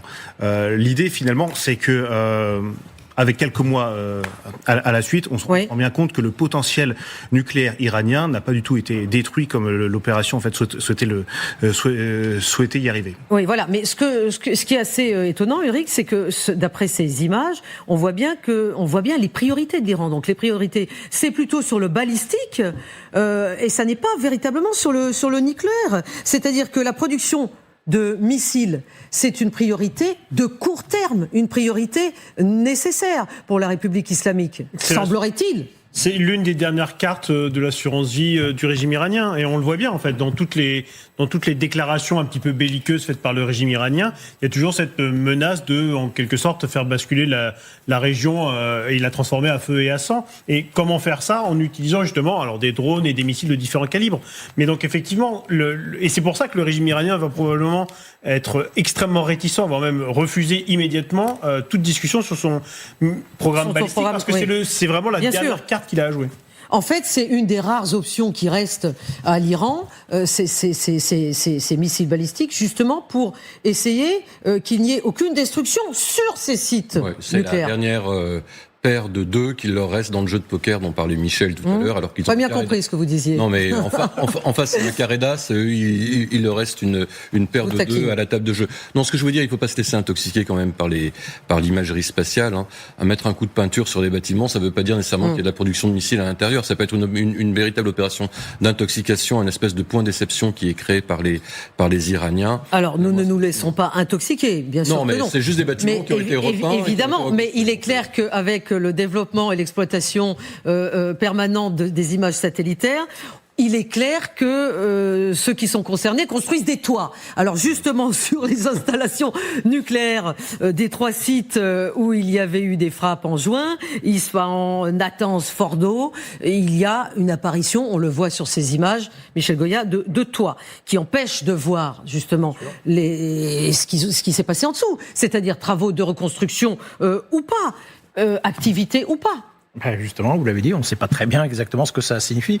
Ça peut être pure opération d'intox, effectivement. Bon, dessous, il n'y a rien, ou alors il y a des trucs... mais ça peut être... on reprend, en réalité, c'est très probablement, bien sûr, une reprise des programmes, une reprise des travaux sur ces sites. On note d'ailleurs qu'il y a de nouveaux bâtiments aussi, dans la plupart du temps. Il y a de nouveaux bâtiments qui ont été construits, avec cette priorité, on l'a évoqué, la priorité, en réalité, c'est sur les missiles, et notamment les missiles à longue portée, les missiles balistiques. Le programme nucléaire, c'est quelque chose de longue haleine, c'est pas ça qui va protéger le régime dans l'immédiat. La priorité des priorités, c'est les missiles balistiques. Les missiles balistiques. Et c'est justement une des questions sur lesquelles les Iraniens ne veulent pas en discuter, évidemment. Oui, peut-être qu'ils finiront par en discuter, mais je rappelle juste un fait quand même. Autant attaquer l'Iran parce qu'elle a un programme nucléaire, c'est légitime. L'Iran a signé le traité de non-prolifération, elle n'a absolument pas le droit de le faire. Mais l'Iran, en tant qu'État, a le droit d'avoir le traité START, vous avez raison d'y venir. Enfin, vous comprenez la transition que je suis en train d'essayer de faire. On est en télévision en direct, ça n'est pas facile. Mais hier, je vous donne la dernière information importante. Hier, le dernier traité bilatéral de désarmement nucléaire entre la Russie et les États-Unis a expiré. Oui, il a expiré. Hier, il existait depuis 2010. Donc, ce qui fait craindre, bien sûr, une nouvelle course aux armements. Lisons ce qu'en a dit Donald Trump, qui a réclamé un nouvel accord modernisé. Plutôt, donc il s'est exprimé sur son réseau Truth Social, et non pas sur X, bien évidemment. Plutôt que de prolonger le traité New START, un accord mal négocié par les États-Unis, qui de surcroît est grossièrement violé. Voilà la parenthèse de Donald Trump qui est importante. Nous devrions charger nos experts nucléaires d'élaborer un traité nouveau, amélioré et modernisé, capable de perdurer. Alors, Benoît Grémard, est-ce que une période d'incertitude nucléaire est en train de s'ouvrir du fait que ce traité START est terminé et caduque depuis hier? Finalement, il ne date pas tant d'hier, sa caducité. C'est-à-dire que Vladimir Poutine... Mais formellement, c'était hier. Formellement. Oui. Mais Vladimir Poutine avait déjà insisté en février 2023 qu'il le suspendait. Il ne l'abrogeait pas, mais il le suspendait vis-à-vis du soutien américain à l'Ukraine. Oui. Donc, on n'est pas tant rentré dans une période d'incertitude, si ce n'est... Pas plus, vous voulez dire. Pas plus. D'accord. Vous nous rassurez, c'est déjà bien. Oui. C'est déjà bien. Merci pour ça. À son époque, Joe Biden avait justement attendu quelques jours avant la fin de l'expiration pour enclencher l'article 14 pour le proroger de 5 ans supplémentaires, ce qui nous amène en fait en 2026. Mais vous aviez des conditions dans ce traité, c'est-à-dire Joe Biden, je peux vous dire qu'évidemment, il est critiqué par Donald Trump, qui dit qu'il a justement très mal renégocié cet accord. Enfin, pas renégocié du tout, d'ailleurs. Oui, dans le sens où Donald Trump, en fait, cherche aussi, je pense, ce que voulait Joe Biden, c'est inclure la Chine dans ces négociations. Mais les choses se sont un peu plus compliquées au fur et à mesure vis-à-vis, cette fois-ci, de Moscou, qui, à un moment donné, a souhaité y intégrer également les arsenaux britanniques et français. Oui. Donc, il est très, très gentil et très intéressant, en fait, finalement, de penser aux autres puissances nucléaires. On va y venir dans un instant. Tout ça parce que vous avez raison, c'est important. Mais arrêtons-nous un instant, je vous donne la parole tout de suite, Ulrich, au pape. Figurez-vous que le pape Léon XIV s'en est ému de cette fin de traité. J'adresse un appel pressant à ne pas abandonner cet instrument sans chercher à lui assurer une suite concrète et efficace. Même le pape souhaite une suite. Non, mais parce qu'en fait, c'est le symbole un petit peu de l'ancien monde aussi, ce traité où finalement les grandes puissances arrivaient à peu près à se mettre d'accord sur des sujets qui touchaient toute l'humanité, notamment la réduction des armes nucléaires. Et pour le coup, en fait, j'ai envie de dire que les deux pays ont un petit peu, ça a été concomitant à cette déclaration du pape, mais les Américains et les Russes se sont quand même dit qu'ils allaient proroger de façon un peu tacite cet accord pour 6 mois, pour se laisser le temps de négocier un peu, mais effectivement, avec des vraies divergences sur les négociations, sur le périmètre des négociations, où effectivement, les Russes disent, on va impliquer les Britanniques et les Français, et les Américains disent, on va impliquer les Chinois, mais on va aussi impliquer les armes, notamment de moyenne portée, qui n'étaient pas du tout incluses dans le traité existant, et sur lesquelles les Russes ont fait des progrès, notamment avec ce fameux missile Orychnik, qui change pas grand-chose sur le fond, mais qui est une arme qui est existante. Donc proroger il n'est pas encore complètement tombé cet accord, mais par contre ça va être très compliqué effectivement d'en bâtir un nouveau. Oui, alors les Russes et les Américains ils sont très gentils de nous intégrer dans les négociations, dans la réduction d'armement, parce qu'avec leurs 5800 têtes côté américain, 6255 côté russe, aller nous chercher des noises ou aller avec nos 290 ogives côté français et 190 côté britannique.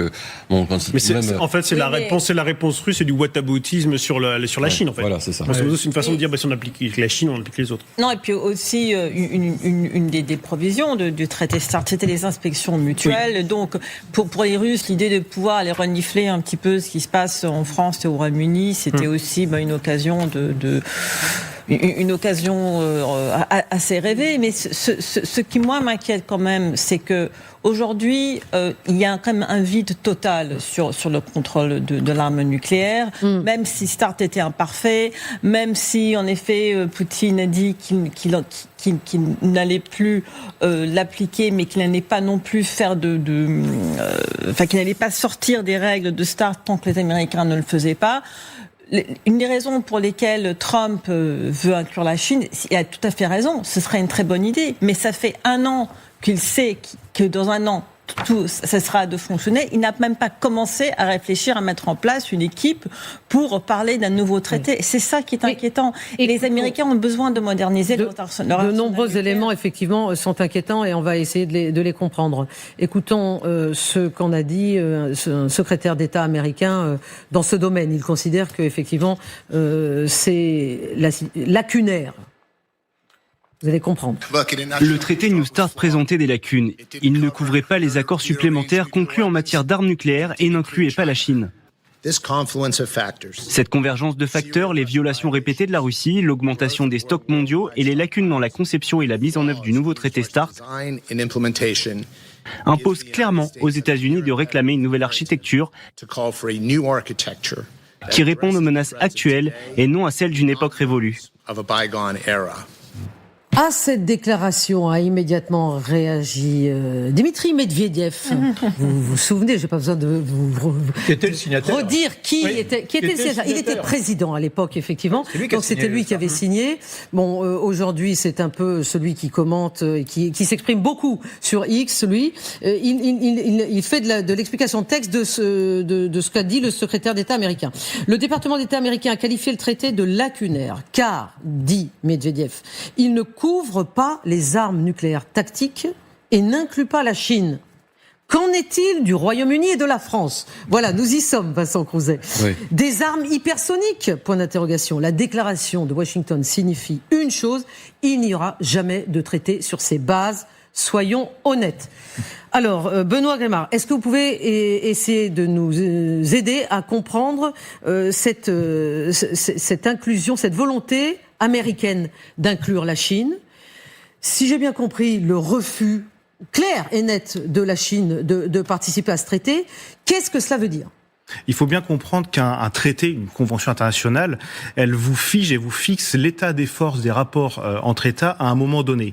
Mais ceci évolue. Et à un moment donné, ce qui a été conçu et concevable en 2010 ne l'est plus ensuite. N'a pas anticipé, par exemple, le fait que la Chine augmente de manière exponentielle son arsenal nucléaire, que le Royaume-Uni augmente de 45% son arsenal nucléaire également, que la Corée du Nord réussisse son pari et maintenant qu'elle maîtrise, si ce n'est à minima une bombe A dopée, peut-être en fait une bombe H. Maintenant, elle voit au niveau des missiles, des missiles balistiques, une plus longue portée pour occuper les États-Unis. Bref, vous avez en fait un monde dans lequel la Russie s'est retirée de certains traités, les États-Unis aussi, le traité sur les forces nucléaires intermédiaires, ce qui fait que le rapport de force et l'encadrement juridique, tel qu'on le présentait au niveau du contrôle des armements en 2010, n'est plus du tout le même 15 ans après, et donc je dirais que le traité est finalement mort de sa belle mort, puisqu'il était caduc dans les faits. Bon, donc pour vous, c'est pas du tout triste, enfin c'est pas du tout ennuyeux que ce traité n'existe plus.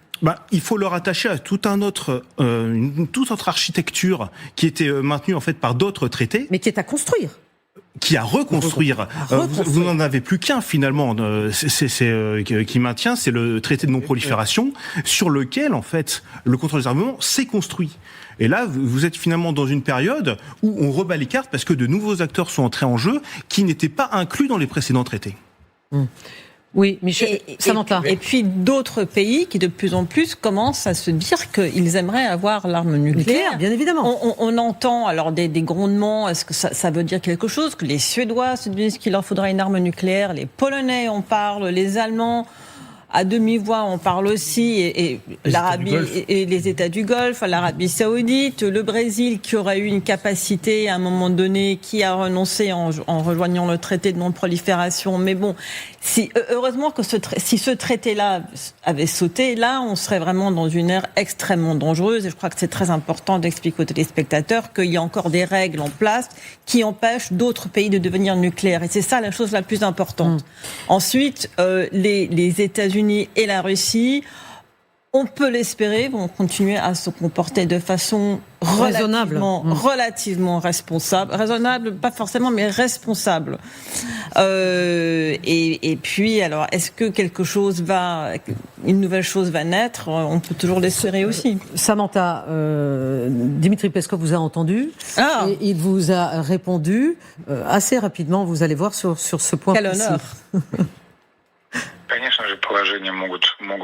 Il est évident que les dispositions ne peuvent être prolongées que de manière formelle. Il est difficile d'imaginer une prolongation informelle dans ce domaine, mais il existe un accord dont il a été question à Abu Dhabi, selon lequel les deux parties adopteront des positions responsables et reconnaissent la nécessité d'entamer des discussions sur cette question dès que possible. Ouf, des positions responsables de part et d'autre, on a envie de dire. Enfin, c'est Dimitri Peskov qui l'affirme. Non, mais c'est ça, en fait, les deux, effectivement, se sont dit qu'ils allaient se donner encore quelques mois pour en discuter, mais après, d'un point de vue russe, ce qui est, enfin, au-delà de l'aspect nucléaire de la chose, ce qui est très important, c'est que c'est sans doute l'un des sujets où finalement les Russes peuvent parler d'égal à égal aux Américains et où ils se disent, on peut proposer des choses aux Américains pour véritablement ouvrir des négociations bilatérales en mettant complètement de côté le reste du monde. Et ça, c'est très intéressant pour les Russes. C'est cette question de la prolongation ou non de l'accord, Mais vous avez raison, cette question de se sentir d'égal à égal avec les Américains, ça c'est un domaine qui est très important pour les Russes. C'est fondamental. C'est un des rares dans lequel aujourd'hui, avec cette guerre en Ukraine, ils peuvent prétendre à cette situation. C'est fondamental. Et ça, pardon. Michel, je vous donne la parole tout de suite. Vas-y, je t'en prie. Non, ce que je veux dire, c'est que les Russes savent très bien qu'ils ne pourront pas se payer une nouvelle course aux armements nucléaires avec les États-Unis. Les États-Unis, eux, peuvent doubler leur potentiel sans trop de problèmes. Les Russes peuvent pas suivre. C'est pour ça qu'ils sont moins pressés, les Américains. Voilà, pour l'instant, on est sur un statut d'égalité. Donc ça leur va très bien. Accessoirement, d'un point de vue technique, ça sert à rien, en réalité, de multiplier par 2, par 3 les arsenaux, sauf si, effectivement, la Chine rentre dans la danse. Et la Chine produit une arme nucléaire, une tête nucléaire tous les 4 jours. Oui. Tous les 4 jours. Oui. Et donc ça veut dire qu'au bout d'un moment, on se retrouvera avec un arsenal qui lui-même fera partie d'un arsenal très puissant. Les Américains disent, attendez, nous, face à la Russie, ok, c'est équivalent, et face à la Russie plus la Chine, en même temps, sur la Chine, justement, en même temps, on se retrouve en difficulté. Revenons au cas de la Chine, puisque ce sous-secrétaire d'État chargé du contrôle des armements, dont j'ai de façon magique retrouvé le nom, Thomas Dinano, accuse la Chine, justement, il accuse la Chine d'avoir procédé à des essais nucléaires illégaux. On l'écoute. Je peux révéler que le gouvernement américain sait que la Chine a procédé à des essais nucléaires, notamment en préparant des essais dont la puissance serait de plusieurs centaines de tonnes. L'armée populaire a cherché à dissimuler ces essais en brouillant les explosions nucléaires, car elle reconnaissait qu'ils violaient ses engagements dans le cadre de l'interdiction de ces essais. La Chine a utilisé le découplage, une méthode visant à réduire l'efficacité de la surveillance sismique afin de cacher ses activités au reste du monde. La Chine a mené un essai nucléaire de ce type le 22 juin 2020. Benoît Grémard, les accusations là, elles sont fortes, elles sont claires, elles sont assez fortes et assez lourdes. Elles sont réelles. Elles sont en tout cas émises. Si vous voulez, vous avez le traité d'interdiction complet des essais qui, sur la surface de la planète, a diversifié des sondes sismiques pour justement capter ce type d'explosion. Donc c'est comme ça qu'on le sait. Mais c'est comme ça qu'on a su pour la Corée du Nord notamment. Et donc ne pas le savoir pour la Chine, on est dans un périmètre géologique quand même relativement récent. Mais avoir ces déclarations, on se souvient aussi de Colin Powell.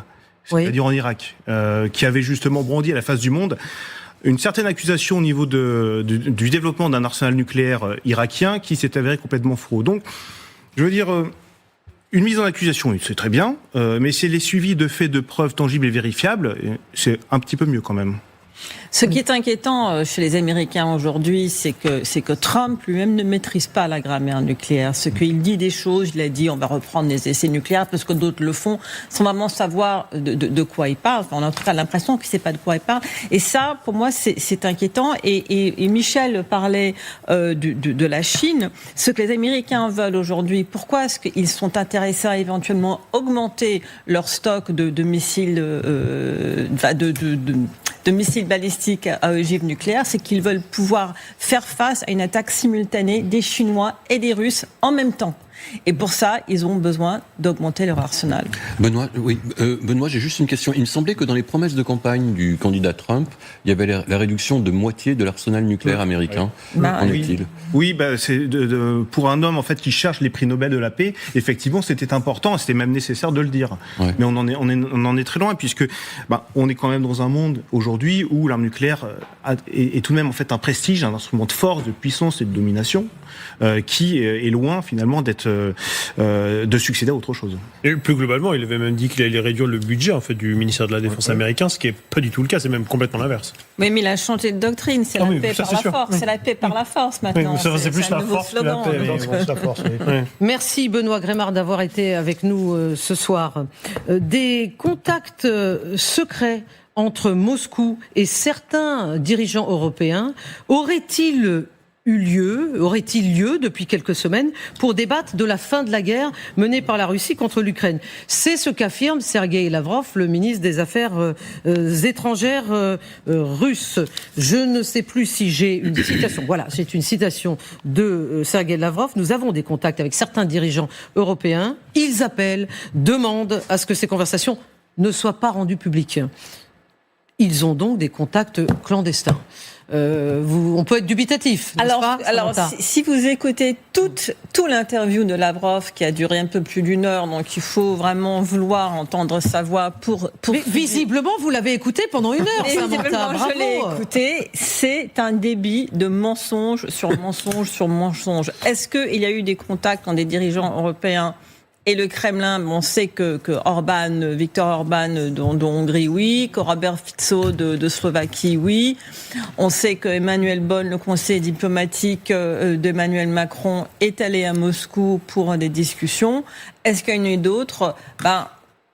C'est secret, ça n'a pas été dévoilé, mais visiblement, vu le contenu de cet long entretien avec Sergueï Lavrov, franchement, ce serait peut-être la seule chose de vrai qu'il a dit dans son entretien. Mais oui. Voilà. En tout cas, ce qui n'est pas secret, c'est la volonté du président français Emmanuel Macron de vouloir téléphoner au président Vladimir Poutine, mais sans passer à l'acte. Ce qui suscite l'agacement et l'ironie du même Sergueï Lavrov. On l'écoute. Macron a annoncé il y a à peu près 2 semaines qu'il pourrait appeler Poutine. Vous savez, ce n'est pas sérieux. C'est une forme de diplomatie pathétique.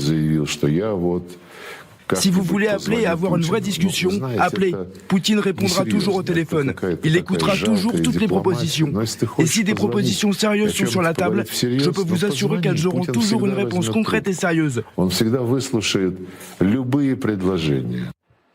Ulrich Bouna, j'avais jamais entendu ça, une forme de diplomatie pathétique.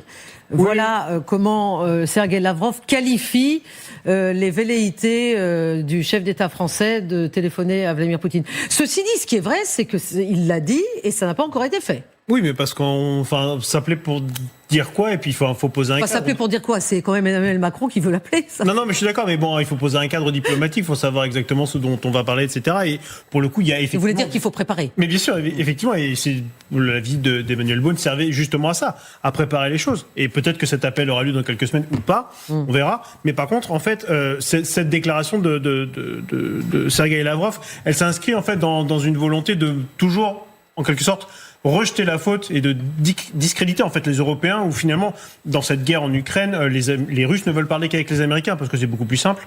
Et donc effectivement, ils cherchent toujours à discréditer les Européens, à dire que les Européens sont des vats en guerre, qu'ils ne servent pas à grand-chose et que finalement, le seul interlocuteur responsable, il se trouve à Washington. Mais vous avez vu que les Iraniens aussi souhaitent parler qu'aux Américains. Oui, mais aujourd'hui, c'est toujours la même chose. Tout à fait, effectivement. Mais dans le cadre, en fait, on va dire de la Russie, c'est d'autant plus important qu'ils ont parfaitement conscience que c'est beaucoup plus simple de négocier avec Washington qu'avec les Européens qui eux, déjà, d'une part, défendent un peu mieux l'Ukraine, et d'autre part, enfin, en termes de... et mettre des bâtons dans les roues... Et surtout, en fait, sont les premiers impliqués dans la sécurité de l'Europe. Moi, je me demande s'il n'y a pas aussi une petite guéguerre...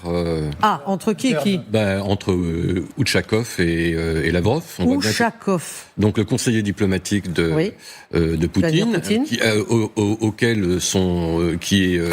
auquel on donne les missions importantes, notamment de... vous voulez dire que Sergei Lavrov se sentirait peut-être mis de côté il fait la tournée des popotes, il va en Afrique... Alors, pour le coup, c'est un peu un choix de Lavrov aussi. Hein. Oui. Lavrov, ça fait quelques années qu'il demande à être débranché. Hein, mais... Oui, mais enfin, bon... Quand on a été ministre des Affaires étrangères, quand on est ministre des Affaires depuis tant d'années comme lui, on n'a pas trop envie non plus de trop lâcher le grip. Et je suis persuadé qu'entre Utchakov et Lavrov, ça frite sévère, si j'ose dire.